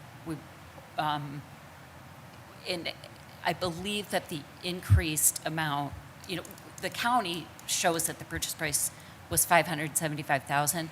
There may have been personal property that was purchased, and I believe that's what the assertion was, that there was additional money spent for personal property, shelving or whatever at the retail site, and so we offered that amount. But we never received confirmation of that amount. All right, and then my last question, Mr. Chairman, to the Commissioner. Has the current ownership pulled any permits or submitted any plans for the city for redevelopment of the site, aside from the gas station fiasco stuff that went on before, right? Have they submitted any new plans for redeveloping the site? Through the chair, my understanding is that, yes, there is a proposal on the table to develop the site for retail. I believe it's 4 or 5 retail units. Okay. All right, thank you, Mr. Chairman. All right, thank you, Councilman Casey. I'm gonna go to Councilwoman Gray. I'm gonna come back to Councilwoman Hudson. Yes, thank you, Chair. I know, just listening to the other questions that the councilman, other my colleagues presented, is still in the same line of not much confusion, but confusion of this site. Dealing with, Chair to the team, dealing with Councilman Shaw stated, because it's in his ward, due to he stated that Wednesday they're looking to have more negotiation conversations. Why is this, were you aware that this is what he intended to do this Wednesday? And why would you bring this to us today if that's his intent, is to negotiate Wednesday after the fact? Chair to the team. Through the chair to Councilwoman Gray, I believe that this legislation it's been processing for a while. We've been negotiating with these owners for, over a year. And I believe the meeting that Councilman Shaw scheduled for Wednesday just happened within the last couple of days. Okay. All right, okay, that's why. Okay, so I know this has been a complex area prior to a year because our former council, Kelly, was dealing with the same area per se. Now, I'm on the Landmark Commission Board, and I know this had came to the Landmark Board, and it was held up because of what the actual plan, that initial plan wants it to be something else. So now this actually want this to be the fire station now. So it's various different things that this site is being looked at to be considered as. So I'm just gonna leave it like that right now because I don't know if I just don't know if a decision should be made today on this because it's so complex with so different various things that's been going on with this area. I just I don't think this should even be presented today to make any type of decision on this today until Councilman Shaw should be considered on what he will have his conversation after the fact instead of us trying to make a decision on something that so many different things been happening to this site. So, I don't know. I'm just throwing that out there for right now. Chair, I'm done. All right, thank you, Councilwoman Gray. Councilwoman Hudson. Thank you, Mr. Chair. Through the chair to the team here. When you made the initial offer to the property owners, did they respond? Through the chair to Councilwoman Hudson, not formally. There was a telephone call that basically indicated they were not interested in accepting the offer. Did they, through the chair, did they offer? Did they make a counteroffer? Did they, suggest that they would be open to a different amount? Through the chair, they did that. Okay, and through the chair, when you made the offer in 2025, did they respond to that offer? Through the chair, that's what I was referring to. The initial offer, they did not respond to formally and didn't make a counteroffer formally. This most recent offer that we sent on March 24th of this year, we did receive a response from them rejecting that offer in writing. Rejecting? Yes. And did they, at that time, through the chair, did they suggest that they would be open to another amount? They did not.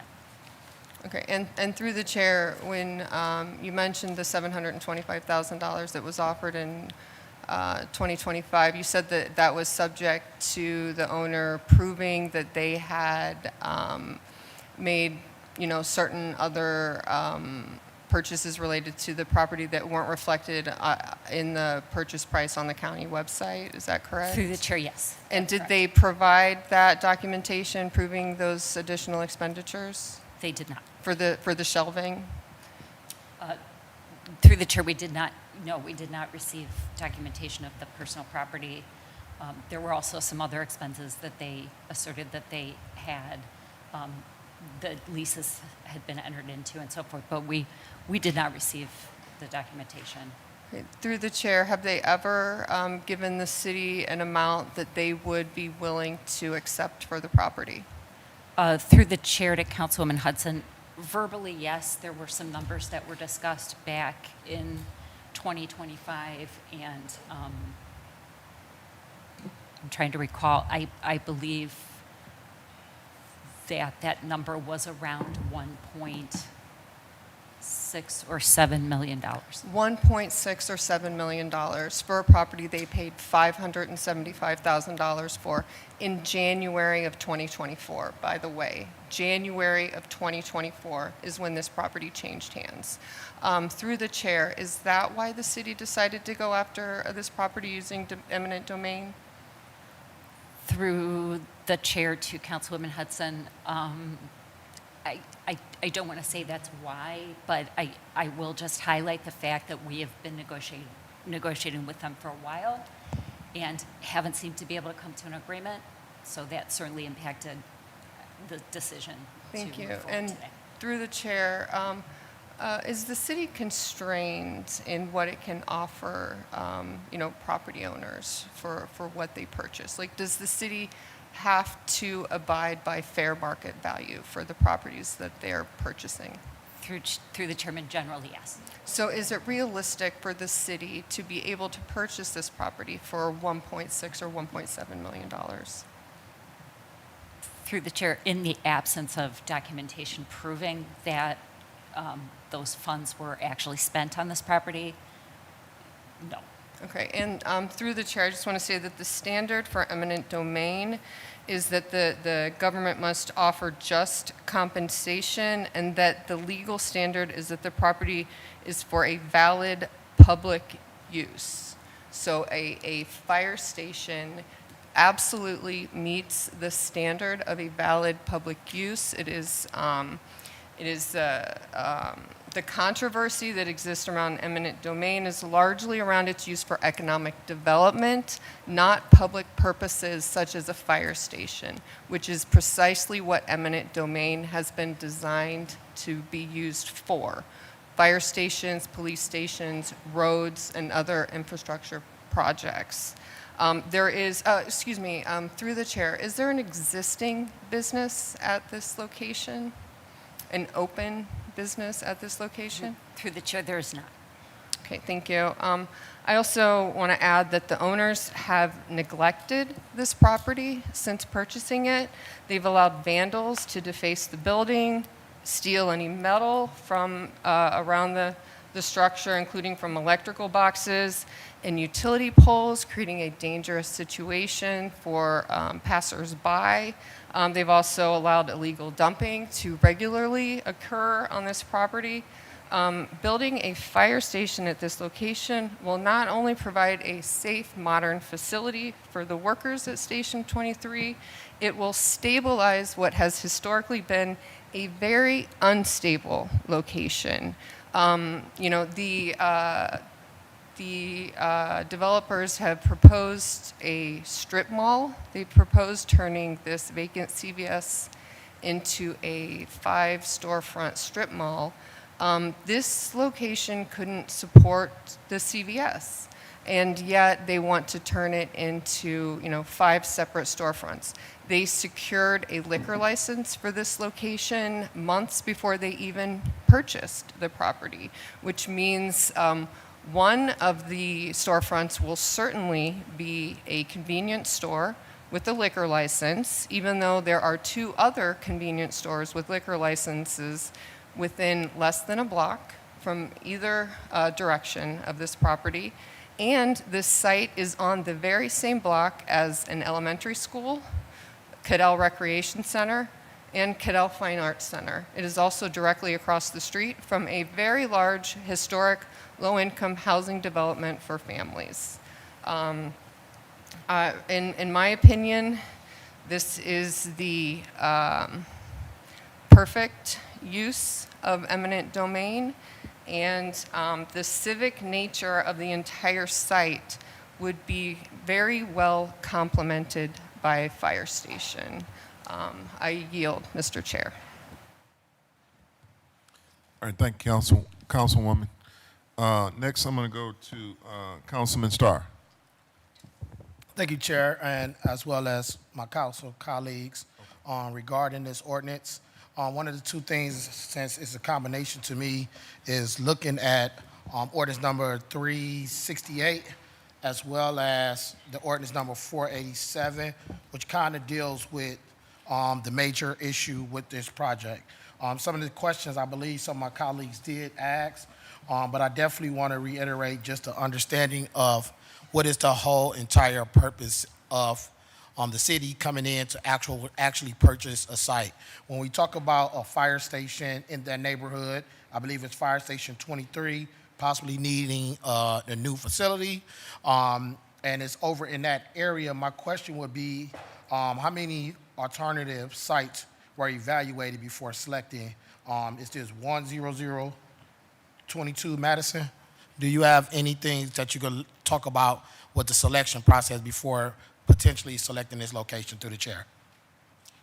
Through the chair to Councilman Starr, I mentioned the other site that was considered at 9200 Madison Avenue. It's a larger site that would be able to accommodate the fire station, but it's not preferable because it's constrained. It doesn't allow for the maneuverability that the site we're considering allows for. So, and from context of that, if you say you need something with more areas and more acres to develop a new fire station, did you look at anything anywhere else?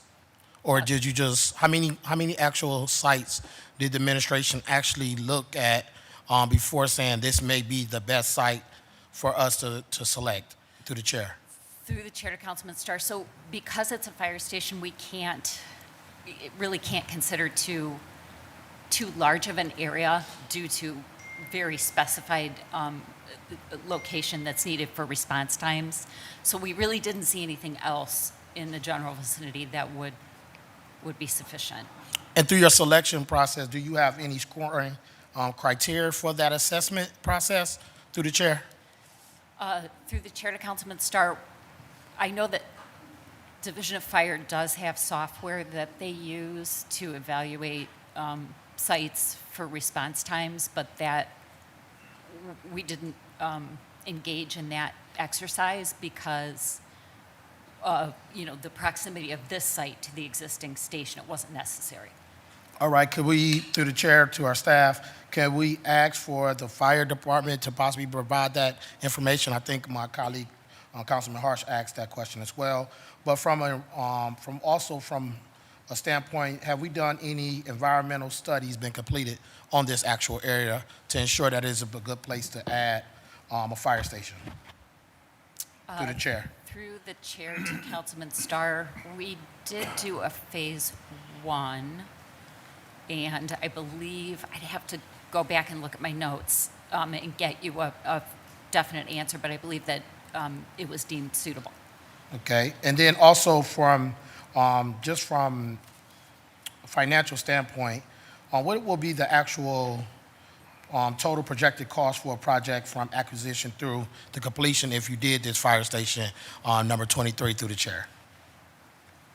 Through the chair, I don't know the answer to that question either, but I believe we have considered a dollar amount, so I can get that information for you. Yes, can you send that over? And then also, standpoint, I believe a question probably was asked, but I just want to, because I put a star next to it, what funding source will be used for that construction then? Through the chair to Councilman Starr, public facilities bonds. Public facility bonds. And then will you require additional capital dollars to come through council for completion? I do not know the answer to the question. So, and just to clarify, you're asking would we need to come to council for authority to spend those bonds? Correct. Those bond funds? Correct. I believe we are looking to get that information to see if it was included in this year's capital improvement plan. Right. So I don't know the answer, but we'll find out. Right. And- From the chair to the councilman, it's not in this year's, but it is in our long-term plan, and we will evaluate that, and then the answer would be yes, we'd have to come to council to get authority to spend those funds. Thank you. And then also, who completed the appraisal on this property through the chair? This was through the chair, Sowers, Bowie and Associates, Roger Sowers. And then from that appraisal, this is where you was able to get this dollar amount of $635,000 through the chair? Yes, that's correct. And then from the owner's standpoint, did they complete appraisal as well through the chair? Through the chair, not that I've seen. Not that you're saying, so you did, and during the negotiation, you have not seen the owner present appraisal price that makes sense or nothing, any data from there? They may be in the process of that, but I haven't seen an appraisal report. Okay, and then from the standpoint, how long has the administration been knowing that they wanted to, that Fire Station 23 need to be replaced through the chair? Through the chair, how long have we known? The fire station, existing station is pretty old, it's pretty dated. So I believe, we've probably been discussing the need for a new station for the past couple of years. Now, also from that standpoint, from our charter where we have chapters 181, which is purchase and sale, and then also chapter 183, real estate, have we ever bypassed those processes to come up with this eminent domain before in any other projects or any properties that we can name of? Or what's the reason that we're going bypassing that process and coming to council to make a decision through the chair? Through the chair, yes, the city has exercised its powers of eminent domain in the past. Most recently, we went through, the most recent example I can think of is we went to court to appropriate property for the old police headquarters site on Opportunity Corridor. And then we remember what happens after that, right? The police headquarters is not there, site is there, is it? No, it's not through the chair, but that parcel that we sought to appropriate was right in the middle of the site. And so the fact that we were able to get that parcel allowed us to have full site control for future use. And then also from the standpoint, just to get clarification, based on the appraisal, that's how we got to the actual number, 635,000 to possibly offer. Now, through the chair, I'm hearing that there is another meeting coming up to possibly have a negotiations with the owners. So as opposed to negotiating again, whether it's the third or the fourth time, we're like, hey, we want to be able to say this is what we're offering, and that's final. If we need anything more, as Councilman Casey said, you have to come back to amend this legislation on why will we, similar to the chairman, put the cart before the horse, allow the negotiation to go, and then once you make an agreement with that, then you come to council to actually do it. Because one of the things is, I just don't want a situation in Ward 5 where I have over 2,287 parcels, right? And somebody who has a big company try to use this same tactics of eminent domain to snatch up a lot of parcels or land, and then I'm stuck like, well, they see what we did on this property, we can do it anywhere. Do that really actually opens up the doors for us to be possibly in a situation where people are snatching up lands from us using this same tool that we're trying to use on a private property, just for clarification through the chair?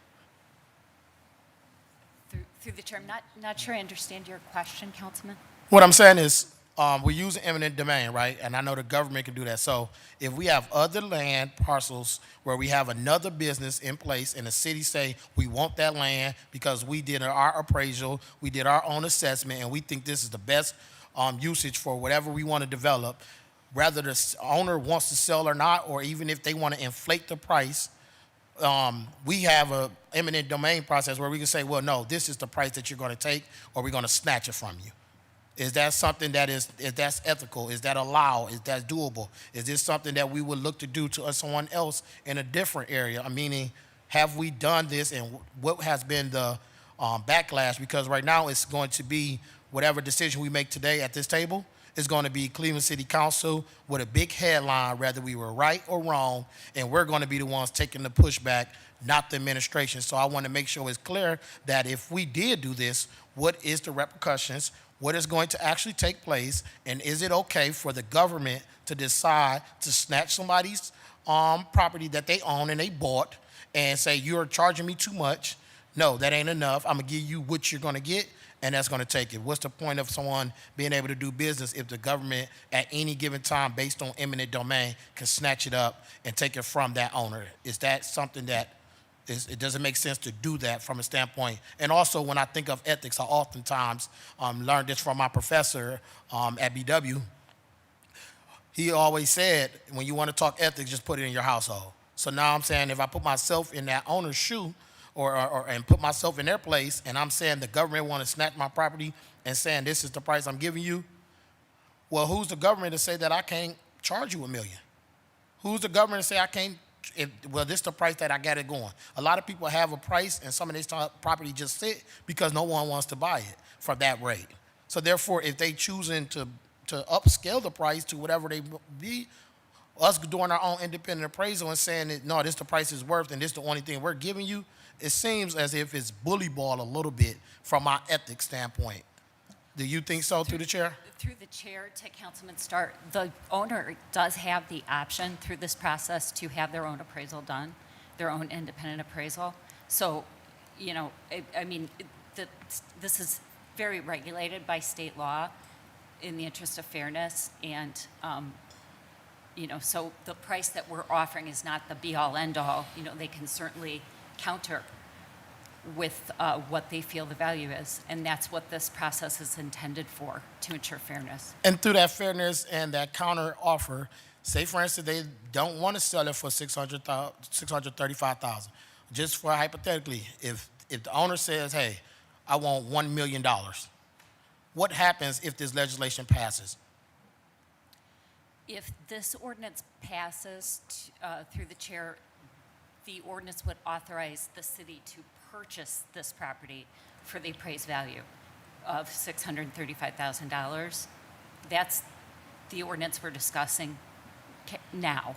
It doesn't mean that if we, you know, came to another agreement with the owner, if they were able to substantiate, hey, look, we have a lot more involved in this property, then we would come back to you for authority for an increased number. Okay, so through chapters 181 and 183, we have done all the negotiation possible, and we came to this 635, but you still don't have an agreement with this owner to sell it for any price. What was the lowest price that you offered this owner currently through the administration, through the chair? Through the chair, $635,000. And then what did the ownership say with that offer of $635,000?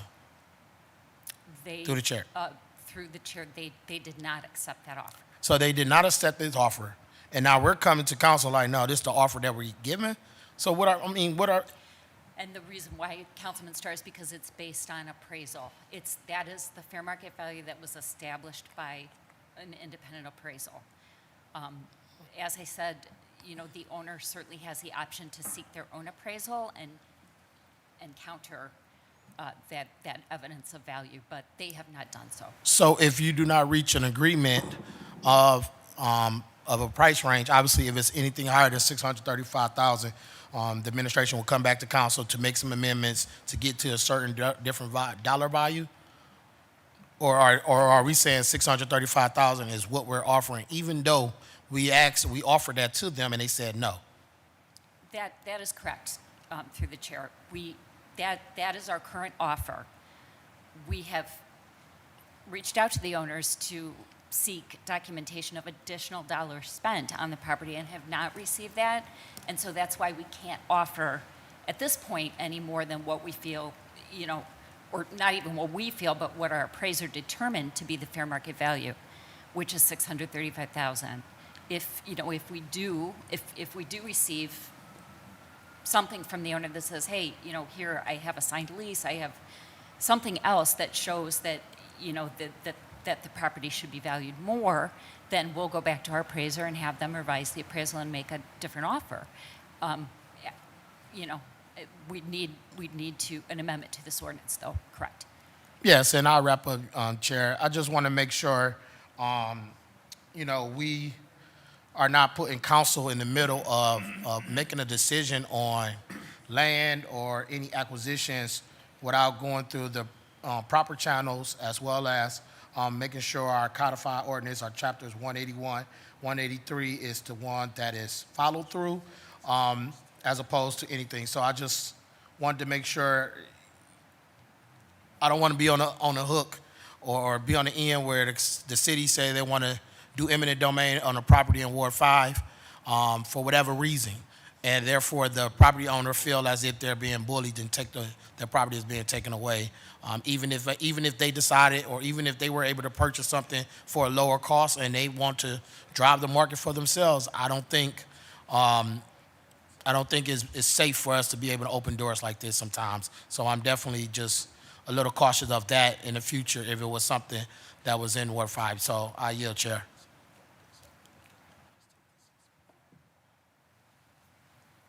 All right, Councilman Starr. All right, have you wrapped up? All right, I'm gonna go to Councilman Shaw. Thank you, Chair. I appreciate the questions from the rest of the council. I wanted to clarify a couple of things and just make sure we're all on the same page. This piece of legislation is part and parcel with the next one that we're going to be hearing about appropriating this process. The way eminent domain works is you actually have to go to court for it. It is not a fiat, just this is a blanket, we're going to take your property, and this is the legislation that approves it.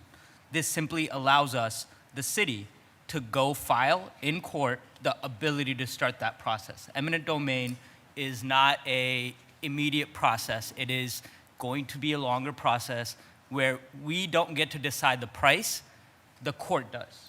The court is going to make a fair market valuation, and then if the city wants to still proceed with the purchase at that point, when that fair market valuation comes back, that is the price that we would have to pay in order to take that property. So I think the framework of, this is big bad government coming in to take your property unfairly is simply untrue. They're getting paid what the fair market value is. This is for a public use.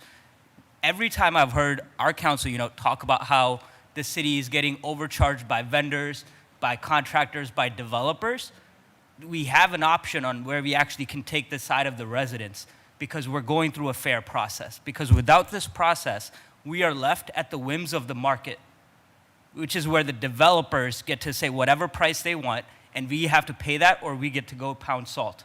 There is no value, there is no equal bargaining ground without that piece of legislation that enables us to do this. It is, once again, going to go through a longer court process where a judge will make a determination of what the fair market value is, so that it is not the council that is going to try to decide about a piece of land in a part of the ward that none of us are comfortable understanding, what the fair market value is. The judge will decide, and at that part, we will then the administration would have to come back to council to ask for the approval. So they're not going to just immediately lose this land tomorrow if we go forward with this. This simply allows the administration to negotiate with the developers with the understanding that we are being serious about this negotiation. We're coming here with that piece of value. Once again, the city can only offer based on what information we have and what knowledge we have. We've already asked the developers many times over the past year and a half how much money they want for this. They have not provided the appropriate documents. That is why we're sitting down on Wednesday, and we're hoping we can get that actual documentation they have talked about. But up until then, we cannot just pull a number out of thin air and offer that. We have gone off of the fair market valuation that our appraisal came back with, which was $635. And because when you file an eminent domain process, you need a starting number, that's why we're offering and starting at that process. So when we go to court, we say, look, court, we offered them $635 based on our appraisal, and that's where we want to go. And then the court is going to go through the fair market valuation of looking at comparable properties, other real estate prices in the area, what it goes for, and then it's going to come to us with a number. And then that's when the city has the option to come back and go forward. So I want to kind of hopefully assuage concerns that, we're just going to be treating these property developers unfairly. Matter of fact, the eminent domain process is what gives them a fair shot, because even without this, any number we come up with, they're going to say, oh, this is not fair, because they feel like they are worth, 1.7, 1.8. and any other number we come up with is still going to be based on our internal analysis. So the eminent domain process actually places this decision in charge of a fair, impartial judge, an actual judge, who will make that decision. Not the city, not the developers. And to me, as the council member for this ward, this makes sense. We should allow the city to continue negotiations. I've worked very hard to find that common ground. Before I got into council, I just want to be clear, there was no common ground that we were able to find. I've been in negotiations almost daily with the developers, with the MOCAP, with city, and we're trying to find that common ground. Not passing this legislation ties our hands to the market. It does not allow us to actually negotiate and say, look, we can always have this backup route where we can adjudicate through a different third party. Because as of right now, we are not coming to a common ground. So that's what this is for. We want to look at it in both. I hear everyone's concerns. I want to let y'all know the eminent domain process is not a magical snap finger and we get the process. We're still going to go to a court, and this is going to be a months-long process, and then we'll come to a common ground. So hopefully that answers it. As a council member for this ward, for this parcel, I'm asking for you to vote for this so that we can continue those negotiations in good faith and find that common ground. Thank you. All right, thank you, Councilman Shaw. Councilman, I'm gonna go back to Councilman Starr. Yes, thank you, Councilman Shaw, through the chair for that overview, and I hear you, and I understand you as well. I just think from a business mind standpoint, for the government to say, I want your property and I'm gonna take you to court to snatch your property, it's no sense of me purchasing something if I'm going to talk to you or talk to the city multiple times in negotiation. We didn't reach a common ground. Now you're gonna say, well, since you ain't reaching a common ground on your fair price asking, and we wanna develop this into a city facility like a fire station, we're gonna use what we have at our charter at our disposal to be able to snatch it up from you. I just think from a standpoint, whether it's legal or not, it's still like, yo, you snatching something from me through the chair, which isn't always fair. And from that standpoint, and what makes this the only place in the area where we have 24,438 vacant parcels in the entire city of Cleveland. And even on the area of the west side, there are additional 3,400 parcels. Meaning, I hear you, I know what you're trying to do. I'm just saying from the standpoint of an owner, if the government wanted to snatch my property and say, I'm just giving you this market value and a judge is gonna rule, is going to discourage me if I am some type of entrepreneur or I'm a developer from purchasing stuff, if any time the government wants to take it because of a property usage of this. That's my only caution, is if opening the doors that if we want to take somebody to court to snatch their property, we can do so, see fit if we want to, based on the law that we set precedent on. That's the thing that just got me a little confused. I mean, like I said, there are other areas, there are other ways to be able to build a fire station. I'm not saying you don't need a new fire station. It's just like, hey, we saying this is the location, this is what we want, and we're only gonna give you fair price, market value rate, and I don't care what you say as an owner or a developer, and that's the only part that has me on the borders, Councilman, through the chair. All right, thank you, Councilman Starr. Next I'm gonna go to Councilman Harsh. Thank you, Mr. Chair. I appreciate this lively conversation because it's very informative, and I think that Councilwoman Hudson made some very good points. I think Councilman Shaw made some very good points. And I guess, you know, this all started because a number of years ago, some people bought this property with the intention of putting a gas station on this parcel. And they purchased a liquor license back then. It sounds like they bought the liquor license when they bought the property. So their plan was to build the gas station, have the liquor license, do all that. However, they weren't expecting that they would lose in zoning because they went in, they needed a variance to do the gas station, and they lost in zoning. I think the Board of Zoning said no to them.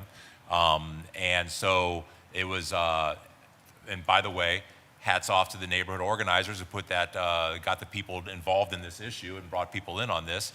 The Board of Zoning then was appealed by that previous council member who was going to draft legislation to override the Board of Zoning so that they could change the zoning on that parcel to allow the gas station. That also upset the neighbors, who then organized some more, came down for public comment. This is a very big issue that we all sat through a lot of public comment about. And then, as that former council person was drafting up ordinance to change zoning on the legislative side, the notion of moving the fire station down 2 blocks to this location sort of came into existence as an alternative, which would be a better use for the site and all that. And so the brakes were put on the ordinance to spot zone, as we call it. And in the meantime, 2 new colleagues challenged the existing people, and that council person lost their race, and we have new representation for this, and now we're sitting here with the gas station done, with no chance of ever building a gas station because the Board of Zoning said no, and there's no longer council support to override that. But we are still looking, Mr. Chair, at legal use. And the legal zoning for this parcel right now is, I believe, commercial. Through the chair to Ms. De Gennaro. What is the current zoning of this parcel? Through the chair, local retail. Local retail. And so through the chair, would local retail allow liquor permit, liquor use sales? I think it through does. the chair, I believe so, yeah. I think so. So it sounds like, Mr. Chair, like they're actually now proposing something that is legally, that they would have proper zoning for. And the question becomes, part of really what's sitting in the back of my head is like, is this punitive? Is this now that we're just mad because we had to go through all this and it's been a problem? I guess a few things are very, very clear. One is that the city cannot pay above market. The city, if they want to ask $2 million for this, they're crazy. The city cannot pay $2 million for this parcel of land. We're not allowed to. We can't pay that much more over market. So we are sort of capped by the appraisal of the land itself. And I understand that argument. It's a very good argument, and I understand why we have to follow those rules. We can't just start giving people what they want. But I think it's also worth pointing out that police department site, the last time we used eminent domain in the city of Cleveland was to get a parcel of land over on Opportunity Corridor. We used eminent domain, we got the land, then we scuttled the project. We decided not to build the police department there. So that person ended up losing their property to eminent domain that we didn't end up actually using for the purpose that we went in and said we were going to use it for. And through the chair, if you want to comment on that, I don't want to stop you. If I may, through the chair, so the state law requires that if the project does not go forward, the owner has a right to purchase the property back for, no, it's not zero. I believe it's either fair market value at the time or the purchase price that we paid them for. So they're given like a 60-day right of redemption, if you will.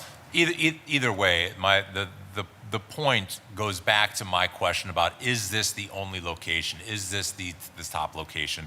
And I think Councilwoman Hudson makes very good points. Yes, a fire department is an actual, a proper public use, and I understand that argument that this is a good thing for the neighborhood, and this is a good location for this good thing. And this is not for something silly. This is for a good infrastructure. I can't help but wonder, though, that if they want to use their property for the legal uses that they are allowed to use it for, if part of this isn't just us interjecting because there's just vibes. And I would still feel a lot better if I understood that the fire department is determined and MOCAP is determined that there is no other location for Station 23. This is the only place. This is going to happen. There's no doubt about it.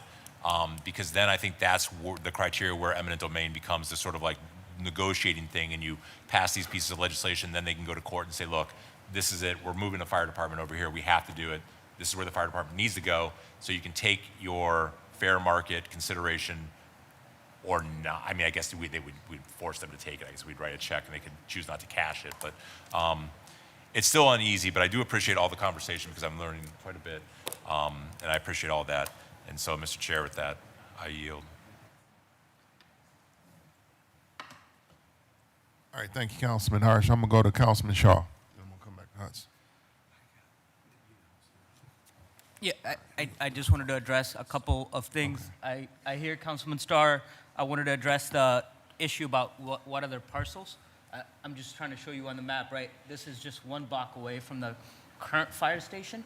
And because of what the fire station's response time needs are, this is the this is the appropriate distance away where they wouldn't have to rework those response times and it's allowable.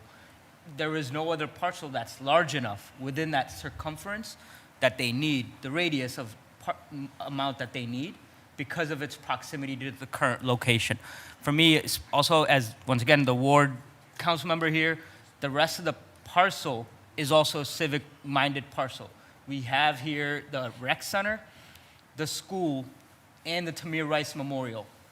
This is all pointing to why we want to have a civic parcel, and completing that with the fire station there is, once again, the appropriate public use, which is the bar for this type of issues. And once the issues about the fair market value, once again, we're not gonna, us as a council right now, by passing this, is not going to determine that purchase amount. It is just the starting point necessary in order to file this the ordinance, the appropriation, the eminent domain lawsuit. So we need that amount in order to file it. 635 would be the one that we can because of the appraisal. So I just wanted to address why this specific site, because we don't have to stitch together multiple different parcels and have a more complicated, longer process for that, and addresses the need for the fire station to be switched out. Thank you, Chair. All right, thank you, Councilman Shaw. I'm going to go to Councilwoman Hudson. Thank you, Mr. Chair. And to follow up on what Councilman Shaw said regarding the response time, there aren't very many locations along Madison Avenue where you would be able to keep the response time because of the railroad tracks that are on the between Madison and Detroit. So there are only a handful of through streets where you're able to cross the railroad tracks and wouldn't be stopped. So West Boulevard is the best connection through there for the fire trucks. The next closest one would be West 85th to the east of there. So there aren't really a lot of good options for moving the fire station to any other sites. I also just want to mention the urgency. Some of you might remember that back during budget hearings, I mentioned Fire Station 23 because of the air quality concerns with the fire station. A couple years back, a young firefighter named Sean Calvi unfortunately passed away from esophageal cancer. And I remember when I first heard of his death, I assumed that it was related to occupational hazards related to being a firefighter, fighting fires. We learned, through the fire union that it was very likely that Sean Calvi's esophageal cancer was unfortunately caused by breathing diesel fumes in the fire station itself, because of the lack of separation in Station 23 between where they keep the fire trucks and the living quarters. Fire Station 23 was built during an era when these separation, like in our new modern facilities, like you mentioned, where the hot zones and the cold zones are deliberately kept separate. Station 23, which is one of the busiest stations in the city, has inadequate separations between the where the equipment bay is and where the living quarters and the sleeping quarters are. So that is one of the reasons why it is such a pressing issue to relocate this fire station into a space where a modern facility can be built that will keep our firefighters healthy. And that is the reason why I believe it was first, proposed in addition to the, keeping with the civic nature of the site, but also to make sure that we, quickly build a station that will keep our firefighters healthy. Thank you. All right, thank you, Councilwoman Hudson. Is there any other questions on ordinance number 368, 2026? Any other questions? Thank you, Chair. All right, Councilwoman. We said earlier, which I know this came to the Landmark Commission, and I know it was held. I just want to ask a question to Councilman Shaw or Councilwoman Hudson pertaining to what the previous owner want it to be, which is a mixed retail site versus you want to be a fire station. And then the city making a negotiation of it to be sold. That in itself is kind of conflicting because do the previous owner right now, do they really want this site to be a retail site per se, other than selling it for it to be the fire station? Chair to the team, or could that be answered? Through the chair, just to clarify your question, Councilwoman Gray, through the chair. So you're asking, what is the owner's preference? Well, it's the owner's preference because, like I said, it came to the Landmark Commission a couple of weeks ago. Per se, I recused myself along with a couple other board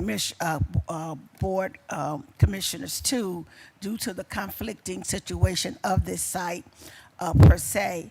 So the question is still, do the previous owner actually want to build a retail site on this partial, and or are they being pressured to sell it for the fire station? So that still is in question because it was brought to the commission board for them to get approved, but it wasn't. So now to understand why it wasn't and was held by the commission board, do they really want to build a retail site on this partial? If that's what they really want to do, and or by the city and both councils want it to be retained as a fire station, is that really the main issue? Because if they want to do the retail site and they've been, has it, because they didn't go through the Landmark Commission, but I'm saying that they're being denied for that too, evidently because it was held. So the pressure is the city wants it sold the city wants it to be sold for a fire station. Do they really want this to be a retail site per se? Are they really advocating it for that, or just holding it up for the sale of the of more than $635,000? Chair to the Through the chair to Councilwoman Gray, I can't speak for the owner. You know, they do have an active permit, so. Chair to the team, that's what I'm saying. I don't know, Chair, could both councils answer that for me? Well, we're here to ask the administration, Okay. so No. the administration don't have the answers. I don't think we Okay, have all right, answers. because that's what I'm saying. Do they really want to build a retail site on this site? Do they really, really want to do that? Otherwise, the city want it for a fire station. I think Councilman Gray, you would have to have the folks here that owns the spot. Exactly, they're not here. Yeah, they're not here, so we can't really kind of speculate on that. All right. All right. So, Madam Clerk, can we call the roll? No.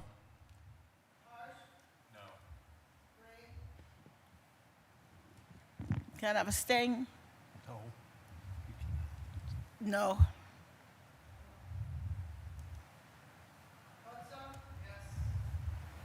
No. Yes. No.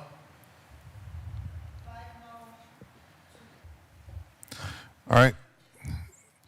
All right, so I want to, Director, do you want to hear the resolution, or you want us to hold that? Chair, I think we should hold that. All right, so we're going to hold, so ordinance number 368-2026 is not recommended. So we're going to hold resolution number 457-2026. All right, so our next piece is ordinance number 517-2026. This is by Councilmember House Jones. Emergency ordinance authorizing Director of Finance to transfer neighborhood equity funds to Division of Recreation to support programs sponsored by the boards of certain neighborhood resource and recreation center. Councilwoman, you want to speak to this piece?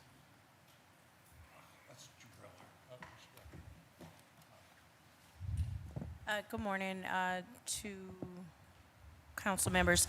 Basically, the legislation before you is to offer support specifically to Kavasik Neighborhood Resource Recreation Center, Thurgood Marshall Neighborhood Resource and Recreation Center, as well as Sterling Neighborhood Resource and Recreation Center, each of their advisory boards. And so that is what is before you. All right, thank you, Councilwoman. Any questions on this ordinance? Is it an ordinance? Yeah, any questions on this ordinance? Seeing no further questions, ordinance number 517-2026 is approved. Thank you. I hereby adjourn this Municipal Services Property Committee to the next call of the chair.